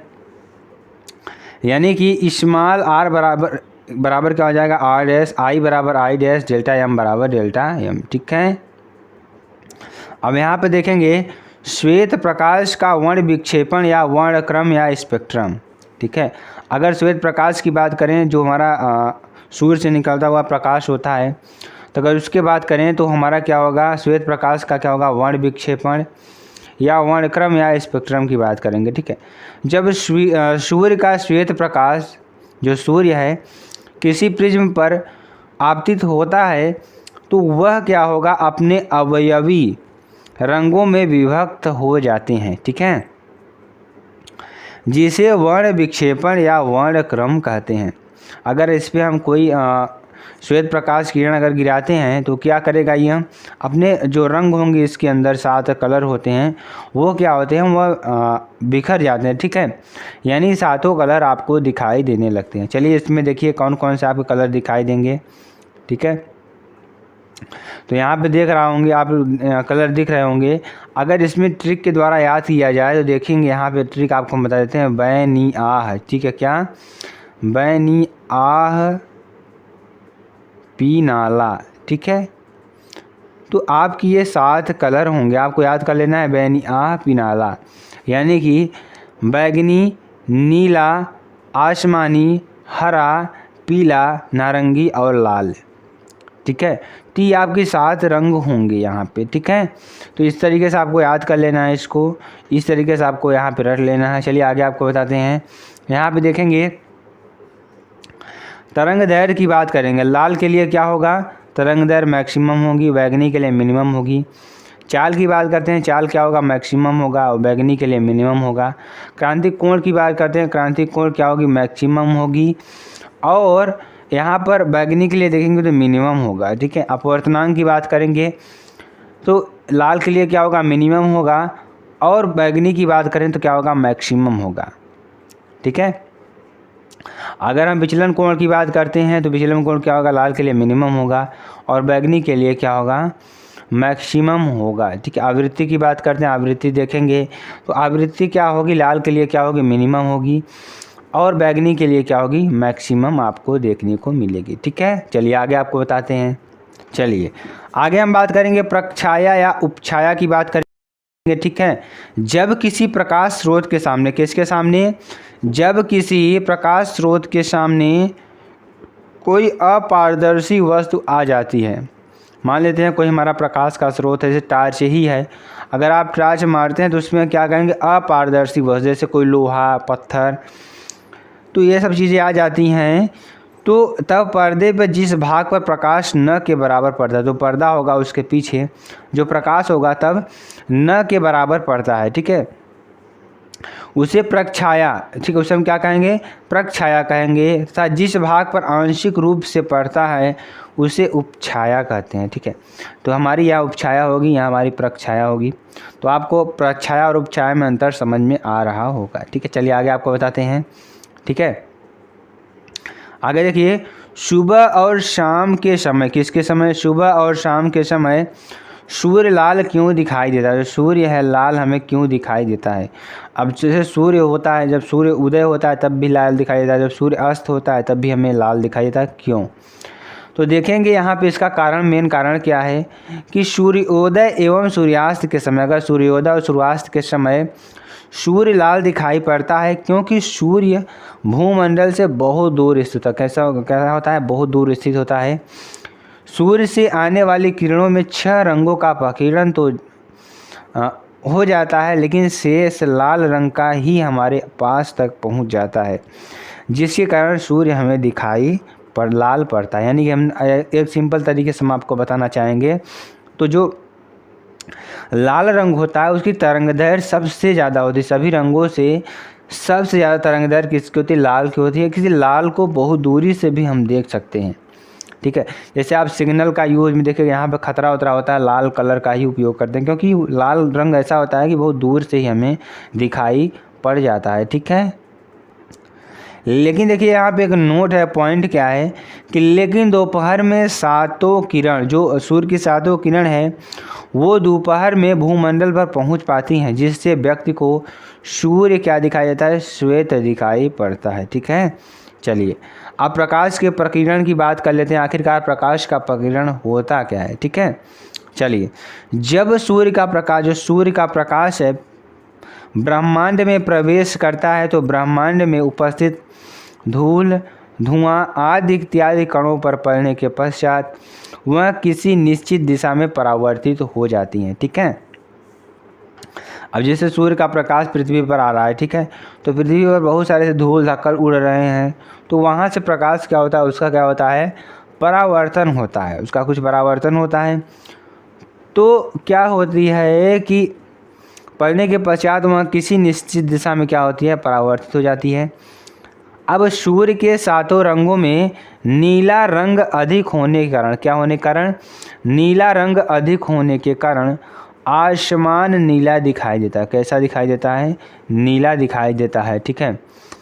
अब देखेंगे यहाँ पे थोड़ा और अच्छी तरीके से, ये हमारा सूर्य हो गया, यहाँ पे देखिए अगर ये हमारी पृथ्वी हो गई, ठीक है। अब पृथ्वी पर से जो प्रकाश है वापस लौट रहे, यहाँ से आ रहे, यहाँ से लौट जा रहे, फिर यहाँ से आ रहे, यहाँ से लौट जा रहे, यहाँ से आ रहे, यहाँ से लौट जा रहे। अब ऊपर देखेंगे ज़्यादातर वस्तुएं क्या होती हैं, पृथ्वी पर हमारी नीली होती हैं, हरी होती हैं, जैसे पेड़ पौधे हो गए। तो इन सब से प्रकाश क्या होता है, वापस लौट करके जाता है, तो वहाँ पर एक नीला कम्बिनेशन बनता है, जिससे हम क्या कहेंगे, आकाश हमें किस तरीके से दिखाई देने लगता है, नीला दिखाई देने लगता है, ठीक है। चलिए आगे आपको बताते हैं। चलिए आगे देखेंगे, गोलीय अवतल पृष्ठ पर प्रकाश के अपवर्तन का सूत्र का निगमन। अब मान लेते हैं कोई हमारा क्या है, गोलीय अवतल पृष्ठ है, इससे क्या कहेंगे, प्रकाश का अपवर्तन क्या होगा, ठीक है। तो यहाँ पे प्रकाश का अपवर्तन देखेंगे, अपवर्तन का मतलब क्या होगा कि इस पर प्रकाश क्या होगा, आर पार इसके बाहर चला जाएगा, ठीक है। तो मान लेते हैं यहाँ पे देखेंगे 3 जो हमारी M1 P M2 एक गोलीय अवतल पृष्ठ है, क्या M1 P M2 ये हमारा क्या है, गोलीय पृष्ठ है, और यहाँ से Q क्या है, एक मुख्य अक्ष है, ठीक है। जो PQ है एक मुख्य अक्ष है, PQ एक अपवर्तित किरण भी है, क्या है, अपवर्तित किरण भी है, और बिंदु O वस्तु है, जो बिंदु O है हमारी यहाँ पे क्या है, वस्तु है, ठीक है, और मुख्य अक्ष पर स्थित है, क्या है, हमारी यहाँ मुख्य अक्ष पर स्थित है, ठीक है। अगर हम वस्तु की दूरी लेते हैं, वस्तु की दूरी PO की बात करते हैं, तो कितना लेंगे, -u लेंगे, क्योंकि हम लेफ्ट साइड में जा रहे हैं तो क्या करेंगे, माइनस लेंगे। और प्रतिबिंब की दूरी अगर हम PI लेते हैं, PI देखेंगे कहाँ पे है, हमारा क्या है, प्रतिबिंब की दूरी क्या है, PI है, इसे हम -v से लेते हैं। और वक्रता केंद्र की दूरी हमारी क्या है, PC है, इसे हम -r से लेंगे, ठीक है। तो ये आपको अच्छी तरीके से समझ में आ रहा होगा, ठीक है। चलिए आगे आपको बताते हैं। अब इतनी चीज़ें आपको लिख लेनी है, हमने आपको यहाँ पे समझाया, जो फिगर में लिखा था वो 4 चीज़ें हमने आपको समझा दिया है। अब देखेंगे यहाँ पे वस्तु की दूरी PO, क्या वस्तु की दूरी PO क्या हो जाएगा -u, प्रतिबिंब की दूरी PI बराबर -v, ठीक है। वक्रता की दूरी PC बराबर -r, ठीक है। तो स्नेल के नियम से क्या हो जाएगा, यहाँ पे अगर देखना चाहेंगे तो स्नेल के नियम से क्या हो जाएगा, n बराबर क्या हो जाएगा sin I upon sin r, समीकरण नंबर 1। स्नेल के नियम से क्या हो जाएगा sin I upon sin r, समीकरण नंबर 1, ठीक है। जब अवतल पृष्ठ का द्वारक, जो अवतल पृष्ठ है उसका द्वारक क्या होगा, बहुत छोटा होगा, तो साइन आई बराबर क्या हो जाएगा आई, साइन आर बराबर क्या हो जाएगा आर, तो एन बराबर क्या हो जाएगा आई अपान आर, ठीक है। तो आई इक्वल टू क्या हो जाएगा एन आर, समीकरण नंबर 2। त्रिभुज ACO में क्या हो जाएगा, ACO में क्या हो जाएगा आर बराबर क्या हो जाएगा अल्फ़ा प्लस आई, या आर बराबर क्या हो जाएगा अल्फ़ा बराबर आई, ठीक है। चलिए अब ACI में बात करेंगे, यानी कि आर माइनस अल्फ़ा बराबर क्या हो जाएगा आई बराबर आई हो जाएगा, ठीक है। तो ACI में देखें, त्रिभुज ACI में देखेंगे तो आर बराबर क्या हो जाएगा बीटा प्लस आर, या आर माइनस बीटा बराबर आर। तो ये आपको सब फिगर में लिखा हुआ चीज़ें था। तो I directly proportional to R के हो जाएगा, ठीक है। जब आर के बराबर हो जाएगा तो इसका मान समीकरण नंबर 2 में रखेंगे, तो स्मॉल आर माइनस अल्फ़ा बराबर एन आर माइनस बीटा, ठीक है। स्मॉल आर माइनस अल्फ़ा बराबर N R minus N beta, ठीक है।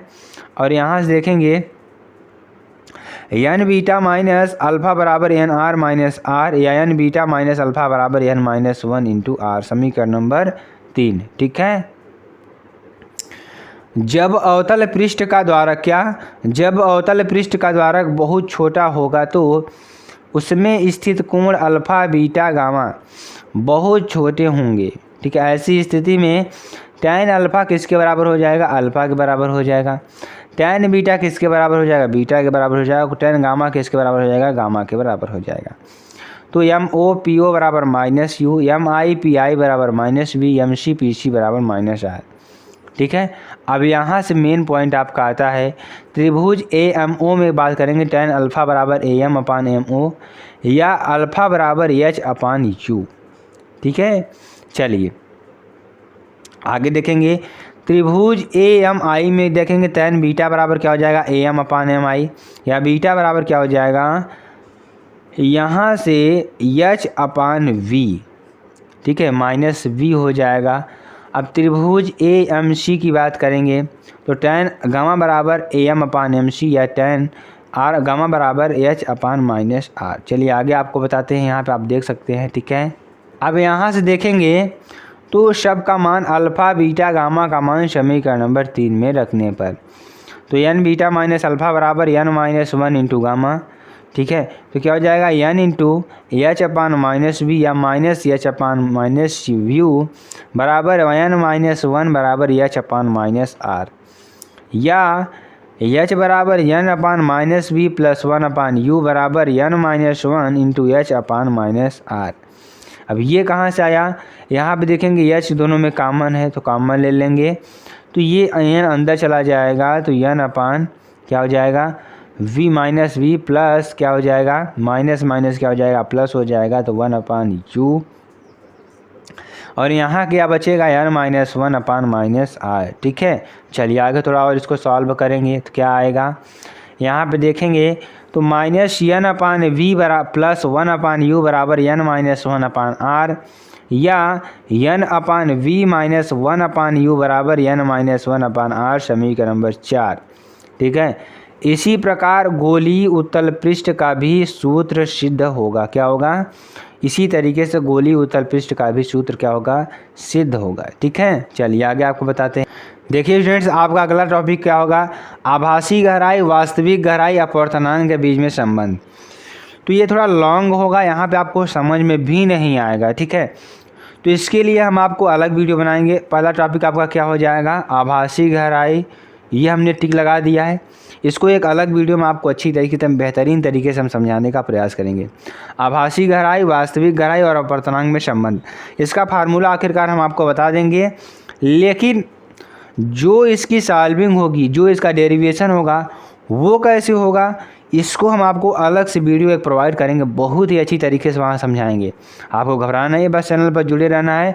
जितने भी नए स्टूडेंट जुड़ेंगे वो सारी चीज़ों को डिस्कस करते चलेंगे और आपको कमेंट बॉक्स में बताना है जी सर आपने सही कहा, ठीक है। क्योंकि यहाँ पे लंबी वीडियोज़ होती हैं, अगर आपको लंबा चीज़ें हम बताने लगे तो आपको समझ में नहीं आएगा, इसलिए जो लॉन्ग डेरिवेशन है उसको हम अलग वीडियो में आपको हम समझाने का प्रयास करेंगे, ताकि आपको वो डेरिवेशन इम्पॉर्टेंट हैं तो उसको समझ में आ जाए आपको, ठीक है। जब जल में रखी किसी वस्तु को हवा में से देखते हैं तो उसकी आभासी गहराई वास्तविक गहराई से कम होती है, ठीक। सिंपल यही बात है। अब इसको हमें प्रूफिंग करना है, ठीक है। अब इसको प्रूफिंग करने के लिए हम आपको एक अलग सी वीडियो प्रोवाइड करेंगे, ठीक है। तो इसमें आपको एक सिंपल सा फार्मूला आएगा, अपवर्तनांक n बराबर वास्तविक गहराई h अपान आभासी गहराई स्मॉल h। बस इसी को हमको प्रूफ करना है, आपको हम बेहतरीन तरीके से बताएंगे जो वीडियो बनाएंगे, ठीक है। चलिए आगे आपको बताते हैं। आगे देखिए इसमें एक पॉइंट आएगा वस्तु के विस्थापन, ठीक है। जब वस्तु का विस्थापन आएगा यानी कि d बराबर h माइनस h, तो फार्मूला क्या होगा n बराबर h अपान h, ठीक है। तो स्मॉल h बराबर कैपिटल H अपान क्या हो जाएगा n। तो क्या हो जाएगा यहाँ से अगर देखते हैं तो स्मॉल h बराबर h1 अपान n1 प्लस h2 अपान n2 प्लस h3 अपान n3, ठीक है। चलिए अब देखिए अगला टॉपिक क्या है, इसको भी हम आपको पूरा सॉल्विंग कराएंगे, इसको आपको याद कर लेना है।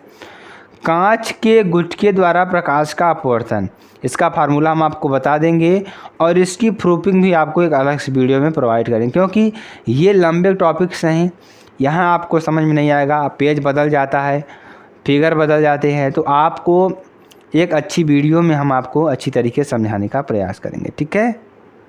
देखिए इसे निष्कर्ष क्या निकलने वाला, निष्कर्ष क्या ही निकलेगा, साइन आई बराबर साइन ई, कोण आई बराबर कोण ई, यानी कि इसके निष्कर्ष क्या निकलता है हमें कि यह स्पष्ट होता है कि आपतित किरण तथा निर्गत किरण एक दूसरे के समांतर होंगे।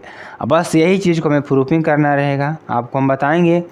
ये दो चीज़ें आपको हम अच्छी तरीके से नेक्स्ट वीडियो में आपको एक अलग से छोटी सी वीडियो देंगे, उसमें आपको सारी चीज़ों को डिस्कस कर देंगे, ठीक है। अगला टॉपिक देखिए हमारा पार्श्विक विस्थापन है, यह भी थोड़ा लॉन्ग टॉपिक होगा, इसमें भी प्रूफिंग आएगी, तो इसको भी हम आपको 3 टॉपिक छोड़ रहे हैं, ठीक है, जो कि जिसकी वीडियो हम अलग अलग देंगे, ठीक है। 3 वीडियोज़ में 3 टॉपिक को कवर करेंगे उसमें, ताकि आपको अच्छी तरीके से समझ में आ जाए। देखिए पार्श्विक विस्थापन क्या होता है पहले उसको समझ लीजिए आप लोग, यानी कि जब प्रकाश की किरण कांच के गुटके पर आपतित होती है, कहाँ पर, कांच के गुटके पर आपतित होती है, तो निर्गत किरण आपतित किरण के समांतर, जो निर्गत किरण है वो आपतित किरण के क्या होती है, समांतर हो जाती है, तथा इन दोनों किरणों के लंबवत बीच की दूरी को पार्श्विक विस्थापन कहते हैं। इसे d से प्रदर्शित करते हैं, किससे, d से प्रदर्शित करते हैं, ठीक है। तो ये आपको अच्छी तरीके से समझ में आ रहा होगा। तो चलिए इसमें देखिए फार्मूला क्या आने वाला है उसको बता देते हैं आपको, बाकी चीज़ें जो होंगी आपको इसकी अलग से वीडियोस प्रोवाइड में की जाएगी, ठीक है। तो देखिए आपका फार्मूला यही आने वाला है, स्मॉल d बराबर TI 1 - 1 अपान n, ठीक है, ये आने वाला है, बहुत ही इंपॉर्टेंट है। चलिए देखिए अगला टॉपिक हमारा क्या होगा, बहुत ही इंपॉर्टेंट, ठीक है। अगला टॉपिक हमारा क्या होगा, लेंस की क्षमता। आखिरकार लेंस की क्षमता होती क्या है, ठीक है। तो लेंस की क्षमता उसके फोकस दूरी के किसकी होती है, व्युत्क्रमानुपाती होती है, किसके, लेंस की क्षमता जो होती है उसके फोकस दूरी क्या होती है, व्युत्क्रमानुपाती होता है। इसे P से प्रदर्शित करते हैं, किससे, P से प्रदर्शित करते हैं। लेंस की क्षमता का मात्रक डायोप्टर होता है, इसे D से निरूपित करते हैं, ठीक है। चलिए अब P directly proportional to 1/f होता है, हमने ऊपर ही आपको बताया कि जो लेंस की क्षमता होती है उसकी फोकस दूरी के व्युत्क्रमानुपाती होती है, ठीक है। तो यहाँ पे P inversely proportional to 1/f, यानी P = 1/f के बराबर होगा। यदि फोकस दूरी किस में हो, मीटर में हो, तो P बराबर 1/f मीटर में, यदि फोकस दूरी सेंटीमीटर में हो तो 100/f सेंटीमीटर में, ठीक है। तो ये आपको अच्छी तरीके से समझ में आ रहा होगा। चलिए आगे आपको बताते हैं। तो क्रांतिक कोण की बात करते हैं, आखिरकार क्रांतिक कोण होता क्या है, ठीक है।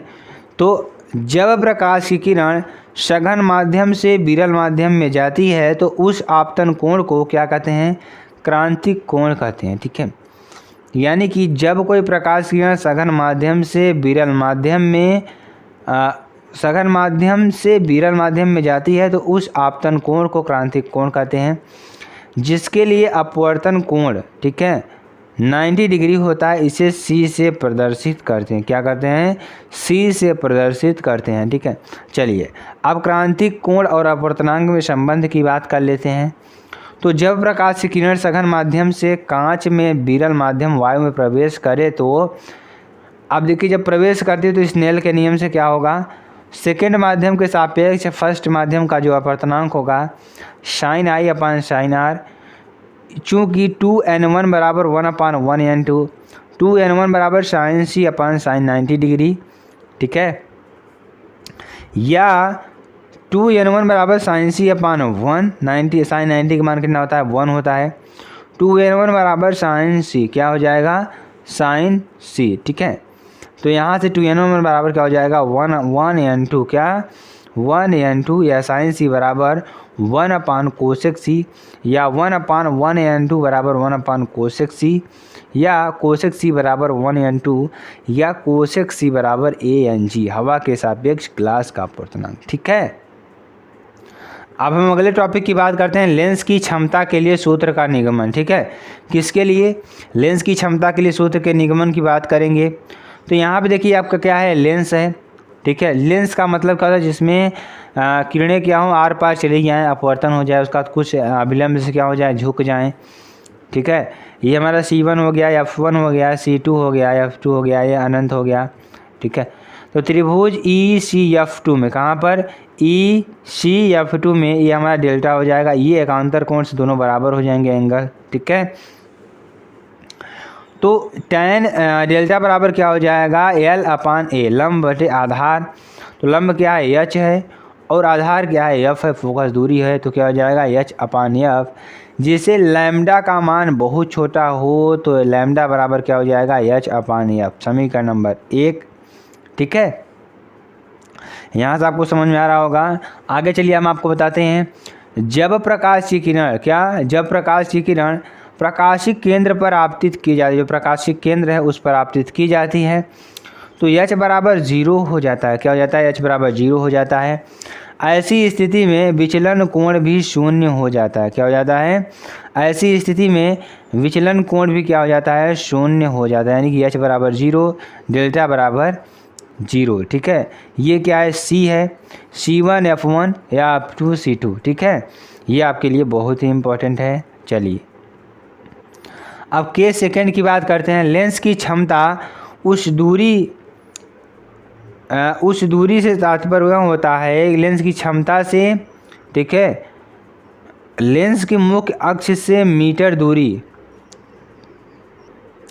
तो यहाँ पे देखेंगे लेंस की क्षमता उस दूरी से होता है, लेंस की क्षमता जो होती है उस दूरी से होता है जो लेंस के मुख्य अक्ष से 1 मीटर दूरी पर समांतर आपतित किरण में लेंस द्वारा होता है, यानी कि H बराबर क्या होगा? 1 मीटर। तो लैम्डा बराबर क्या हो जाएगा? 1/F, या लैम्डा बराबर P, या P बराबर लैम्डा। तो क्या हो जाएगा? P1/P2 बराबर लैम्डा 1/λ2। P किसके बराबर होगा? 1/F के बराबर होगा। ये सिंपल सी बात है, ठीक है। तो चलिए आपको आगे बताते हैं, बहुत ही इंपॉर्टेंट टॉपिक आपके आने वाले हैं, ठीक है। चलिए नेक्स्ट टॉपिक क्या है? बहुत ही इंपॉर्टेंट है, इसको मैं बताना ज़रूरी है, ठीक है। बहुत ही इंपॉर्टेंट टॉपिक है आपके लिए। पतले लेंस के लिए जो न्यूटन का सूत्र होगा क्या होगा, ठीक है। ये एग्ज़ाम में भी आता है आपके लिए। तो यहाँ पे आप लोग ध्यान से समझ लेंगे कहाँ कहाँ एंगल हमारे बन रहे हैं, उसी एंगल का हम यूज करने वाले हैं आगे, ठीक है। देखेंगे यहाँ पे, तो यहाँ पे देखेंगे आपकी वस्तु कहाँ रखी है? वक्रता केंद्र पर रखी है। तो प्रतिबिंब भी कहाँ बनेगा? वक्रता केंद्र पर ही बनेगा, ठीक है। ये F1 है, ये F2 है, ठीक है। तो माना प्रकाशिक केंद्र के प्रथम फोकस की दूरी CF1 बराबर -F1। मान लेते हैं यहाँ से यहाँ तक की दूरी क्या हो जाएगी? -F1 हो जाएगी, जो फोकस दूरी है -F1, ठीक है। और प्रकाशिक केंद्र से प्रथम फोकस और प्रथम वक्रता केंद्र की दूरी क्या हो जाएगी? C1F1 बराबर -X1। क्या? C1F1 बराबर क्या हो जाएगी? -X1। यहाँ से यहाँ तक की दूरी कह रहा है, कितना हो जाएगा? -X1, ठीक है। चलिए F2 से और क्या कर रहा है, F2 से C की दूरी क्या हो जाएगी CF2 यानी कि F2 से C2 की दूरी क्या हो जाएगी F2 बराबर X2। इतनी चीज़ें आपको याद कर लेनी है फिगर से, ठीक है। चलिए आगे आपको बताते हैं, ठीक। और जितने भी स्टूडेंट्स हमारे साथ जुड़ रहे हैं वो चैनल को तुरंत सब्सक्राइब कर चलेंगे, लाइक करते चलेंगे, ठीक है। तो यहाँ से आप देखने वाली बात क्या है, F2 से C की दूरी क्या हो जाएगी CF2 यानी कि F2 से C2 की दूरी क्या हो जाएगी FC2 बराबर X2, ठीक है। चलिए आगे देखिए यहाँ पे क्या हो जाएगा, त्रिभुज ABF हमने आपको बताया था, आप त्रिभुज ध्यान से देख लीजिएगा। त्रिभुज ABF और त्रिभुज F1CF में एक समरूप त्रिभुज होंगे, ठीक है। तो AB/A' C1F1 बराबर CF1 समीकरण नंबर 1, ठीक है। अब हम बात करने वाले हैं त्रिभुज ECF2 डायरेक्टली प्रोपोर्शनल टू त्रिभुज F2A' B' भी एक समरूप त्रिभुज है। यहाँ से भी देखिए AC बराबर AB होगा, तो EC/A' B' बराबर CF2/F2A', ठीक है। तो क्या हो जाएगा AB/A' B' या CF2/F2A', ठीक है। अब समीकरण नंबर 1 और 2 की बात करेंगे तो इससे क्या निकल कर आएगा हमें C1F1/CF1 बराबर CF2/F2A', समीकरण नंबर 3। तो समीकरण नंबर 3 में मान रखने पर क्या हो जाएगा -x1/F1 बराबर F2/x2 या -x1x2 बराबर -F1F2। तो यहाँ से क्या हो जाएगा x1 बराबर x1x2 बराबर F1F2। ये आपके लिए फार्मूला हो जाएगा, बहुत ही इम्पोर्टेंट है, ठीक है। चलिए आगे आपको बताते हैं। अब देखेंगे प्रिज्म द्वारा प्रकाश के अपवर्तन का सूत्र क्या होता है, ठीक है। तो इसकी प्रूफिंग बहुत ही ज़्यादा लंबी है, तो इसको भी हम बाद में आपको बताएंगे, क्योंकि इसमें फिगर ऐसे आपको देखिए फिगर यहाँ पे है, तो बार बार इसमें पेज पलटते हैं तो अच्छा नहीं लगेगा, ठीक है। तो इसलिए आपको इसको अच्छी तरीके से एक वीडियो बना करके हम आपको प्रोवाइड करेंगे। जितने भी टॉपिक्स हम बता रहे हैं सारे टॉपिक्स का आपको वीडियो अलग मिलेगी, ठीक है। चलिए आगे आपको बताते हैं। तो प्रिज्म के अपवर्तनांक के लिए सूत्र की बात करेंगे तो क्या आएगा sin Δm + A/2 या sin A/2, क्या आएगा sin Δm + A/2 या sin A/2 आएगा, ठीक है। तो इसको आपको याद कर लेना है, इसकी प्रूफिंग हम बताएंगे, आपको परेशान नहीं होना। और जितने भी स्टूडेंट्स हमारे साथ जुड़ रहे हैं चैनल को तुरंत सब्सक्राइब कर देंगे, शेयर कर देंगे, लाइक कर देंगे, कमेंट कर देंगे, ठीक है। और ज़्यादा से ज़्यादा अपने मित्रों तक वीडियो को पहुँचाइए और चैनल को लाइक करिए, ठीक है। तो आपको अच्छी तरीके से समझ में आ रहा होगा तो कमेंट करिए। इसकी पीडीएफ आपको मिल जाएगी SKM स्टडी टेलीग्राम चैनल पर या SKM स्टडी ऐप पर, ठीक है। सारी जगह पर इसका क्या मिल जाएगा आपको मिल जाएगा इसका जो PDF है, ठीक है। चलिए आगे आपको बताते हैं हम। चलिए यहाँ पे देखेंगे पतले प्रिज्म के लिए प्रकाश के अपवर्तन का सूत्र की बात करेंगे, ठीक। इसके लिए पतले प्रिज्म के लिए प्रकाश के अपवर्तन का सूत्र की बात करेंगे। तो यदि प्रिज्म बहुत पतला हो तो क्या हो, यदि प्रिज्म क्या हो बहुत पतला हो तो sin I बराबर I या sin R बराबर R, ठीक है। फार्मूले की बात करेंगे तो sin Δm + A/2 या sin A/2, ठीक है।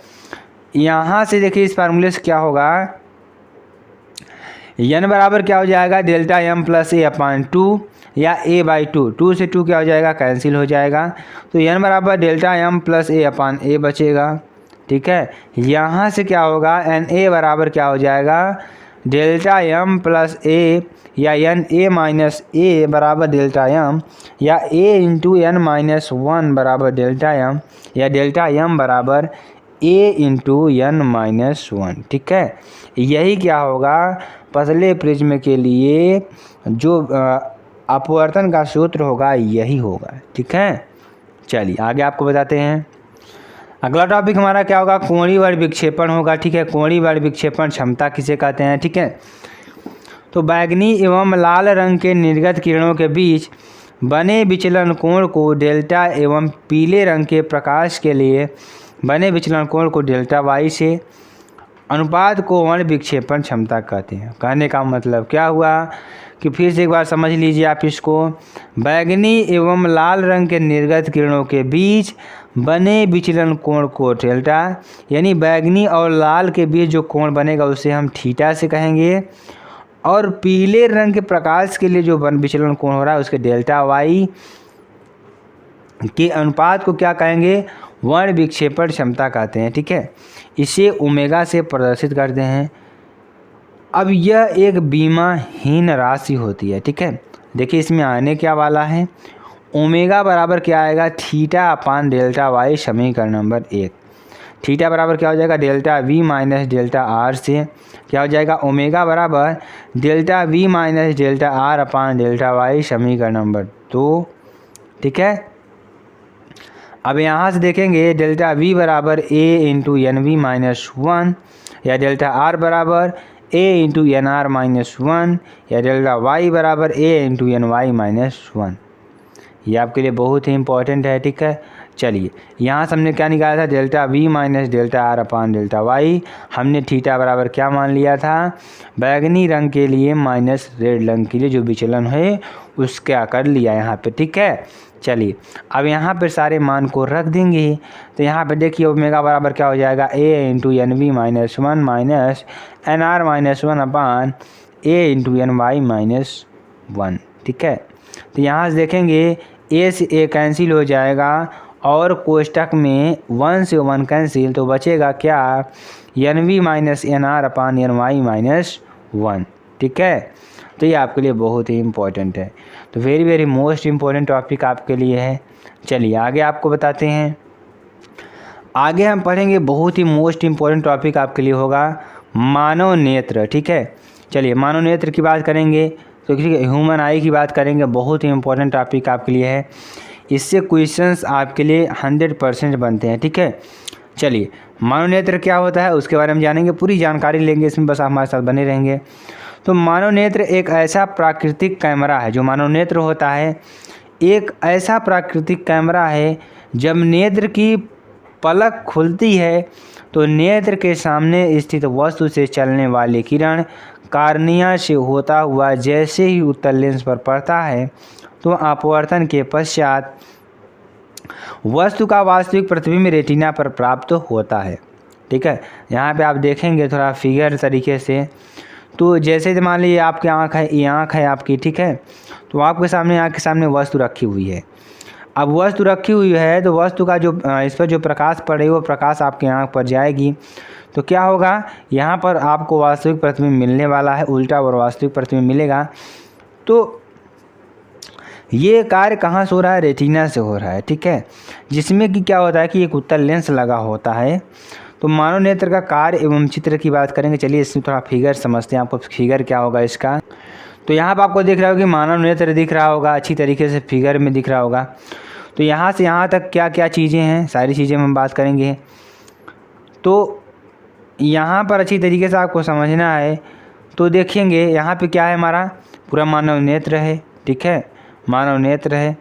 ठीक है, अभी मानव नेत्र को समझने के लिए हम अच्छी तरीके से आपको समझाने का प्रयास करते हैं। ठीक है, चलिए नेत्र को हम पहले हिंदी में समझा देते हैं। ठीक है, तो इंग्लिश में तो आप देख ही रहे हैं, लेकिन हम इसको पहले हिंदी में आपको बताते हैं क्या क्या चीज़ें इसमें होती हैं।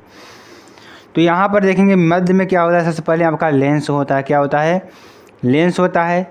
और इसके बीच में जो वाइट कलर का आपको जो भरा होता है वो क्या होता है, कांच द्रव होता है। क्या होता है, कांच द्रव होता है। ठीक है, चलिए, और इसके जो सबसे बाहरी पटल होती है, सबसे बाहरी जो पटल होती है उसे हम क्या कहते हैं, उसे हम कहते हैं दृढ़ पटल। क्या कहते हैं, दृढ़ पटल कहते हैं।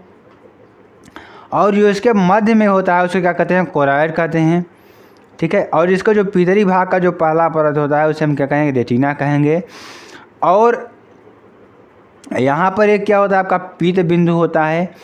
यहाँ पर अंध बिंदु होता है, जहाँ पर आपको कुछ नहीं दिखाई देता, अंध बिंदु होता है। और ये हमारी क्या होती हैं, प्रकाश सिराएँ होती हैं। ठीक है, और आगे इधर बात कर लेते हैं। ये हमारी क्या है, पश्चात मांसपेशियाँ, लेंस के जो पीछे मांसपेशियाँ होती हैं वो होती हैं। ठीक है, ये हमारा क्या है, नेत्र तारा है। और जो इसके अंदर द्रव भरा होता है क्या होता है, जलीय द्रव होता है। और ये हमारी जो बाहरी परत होती है क्या होती है, कार्निया होती है। ठीक है, और ये अब जिससे कि लेंस जुड़ा होता है ये क्या होता है, हमारा आइरिस होता है। क्या होता है, आइरिस होता है। ठीक है, तो इतनी चीज़ें आपका नेत्र में होगा। तो सारी चीज़ों को अभी आपको अच्छी तरीके से समझाएंगे और आपको लिख लेना है। ठीक है, चलिए आगे आपको बताते हैं। ठीक है, अच्छी तरीके से समझाने का प्रयास करेंगे। यहाँ पर देखेंगे सबसे पहले हम मानव नेत्र, ठीक है। अब नेत्र के कुछ भाग हैं, जो भाग हमने आपको बताया उन्हीं के बारे में लिखना है हमें। चलिए, पहले हमने क्या बताया, दृढ़ पटल बताया, ठीक है।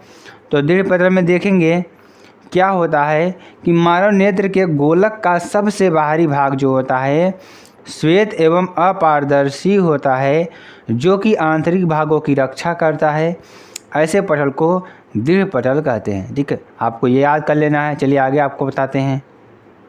आगे हमारा क्या होगा, रक्तक पटल। क्या होगा, रक्तक पटल होगा, ठीक है। तो यहाँ पे देखेंगे दृढ़ पटल के नीचे वाले भाग को क्या कहेंगे, दृढ़ पटल के नीचे वाले भाग को क्या कहते हैं, रक्तक पटल कहते हैं, ठीक है। यह पटल काले रंग की एक पट्टी होती है। जो पटल होती है क्या होती है, एक काले रंग की पट्टी होती है। इस पटल को हम क्या कहते हैं, रक्तक पटल कहते हैं, ठीक है। अगला पार्ट हमारा क्या है, रेटिना। रेटिना क्या होता है, रक्तक पटल के भीतर के भाग को, रक्तक पटल जो होता है उसके भीतर के भाग को क्या कहते हैं, रेटिना कहते हैं। इसी भाग पर किसी भी वस्तु का वास्तविक प्रतिबिंब प्राप्त होता है। रेटिना पर भी हमारा क्या होता है, किसी प्रतिबिंब का क्या होता है, किसी वस्तु का प्रतिबिंब प्राप्त होता है, ठीक है। आगे हम बात करेंगे पीत बिंदु की बात करें, किसकी, पीत बिंदु की बात करेंगे। तो दृष्टि पटल का वह बिंदु, किसका, दृष्टि पटल का वह बिंदु जहाँ पर किसी भी प्रतिबिंब की सुग्राहिता सबसे अधिक होती है उसे पीत बिंदु कहते हैं। क्या कहते हैं, उसे पीत बिंदु कहते हैं, ठीक है। अंध बिंदु की बात करेंगे तो दृष्टि पटल का वह बिंदु, किसका, दृष्टि पटल का वह बिंदु जहाँ पर बनने वाले प्रतिबिंब की सुग्राहिता सबसे कम यानी कि शून्य होती है उसे अंध बिंदु कहते हैं। क्या कहते हैं, उसे अंध बिंदु कहते हैं, ठीक है। चलिए छठे नंबर की बात करते हैं, नेत्रोध या जलीय द्रव। क्या होता है, कार्निया एवं आइरिस के बीच में उपस्थित द्रव को नेत्रोध या जलीय द्रव कहते हैं, ठीक है। चलिए सातवें नंबर की बात करते हैं, आइरिस या परितारिका।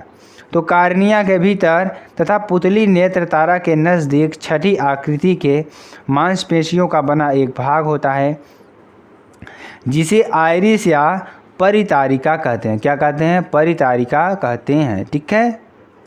आगे हमारा क्या होगा, पुतली या नेत्र तारा की बात करेंगे।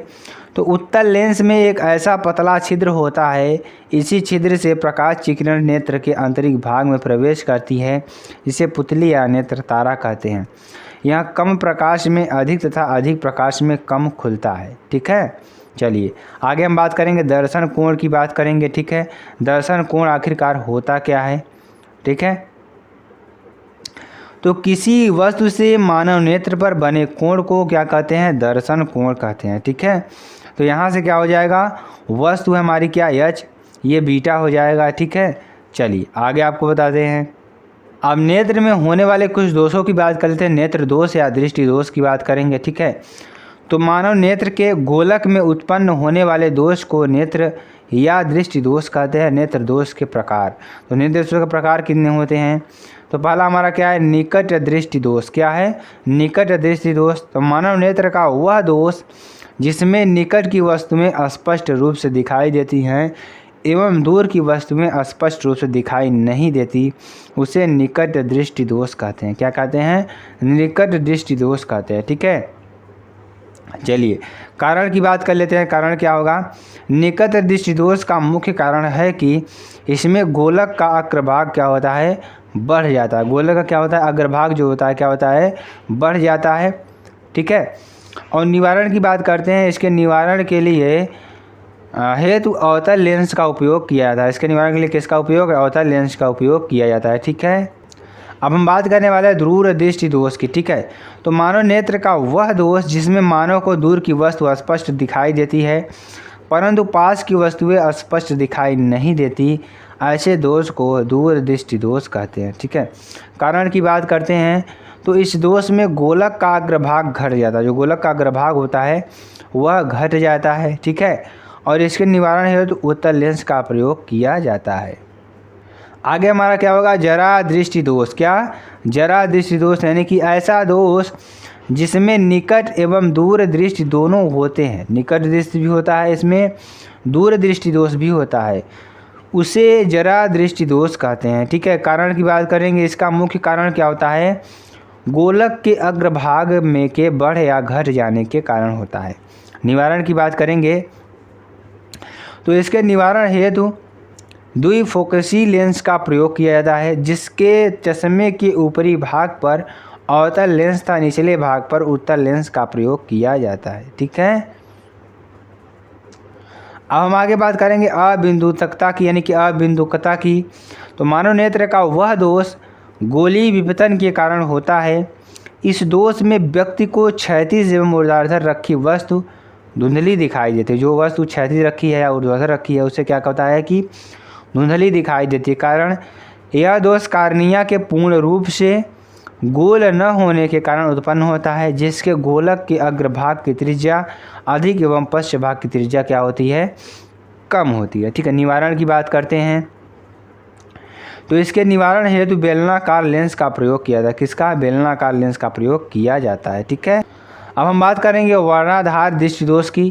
तो जब कोई व्यक्ति एक से अधिक रंगों को पहचान नहीं पाता तो ऐसे दोष को वर्णाधार या दृष्टि दोष कहते हैं। ठीक है, तो जो व्यक्ति यानी कि एक से अधिक रंगों को पहचान नहीं पाता है उसे हम क्या कहेंगे, दोष को वर्णाधार या दृष्टि दोष कहते हैं। ठीक है, कारण की बात करते हैं, कारण क्या होगा, यह दोष नेत्र से उपस्थित शंक्वाकार के अभाव के कारण होता है। निवारण की बात करते हैं तो यह कोई निवारण नहीं होता, यह जन्मजात होता है।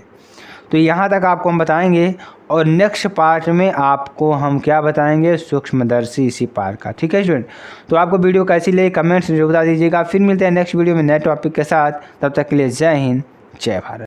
इसमें पढ़ने वाले अगला टॉपिक हमारा क्या होगा, बहुत ही इंपॉर्टेंट टॉपिक ये भी है।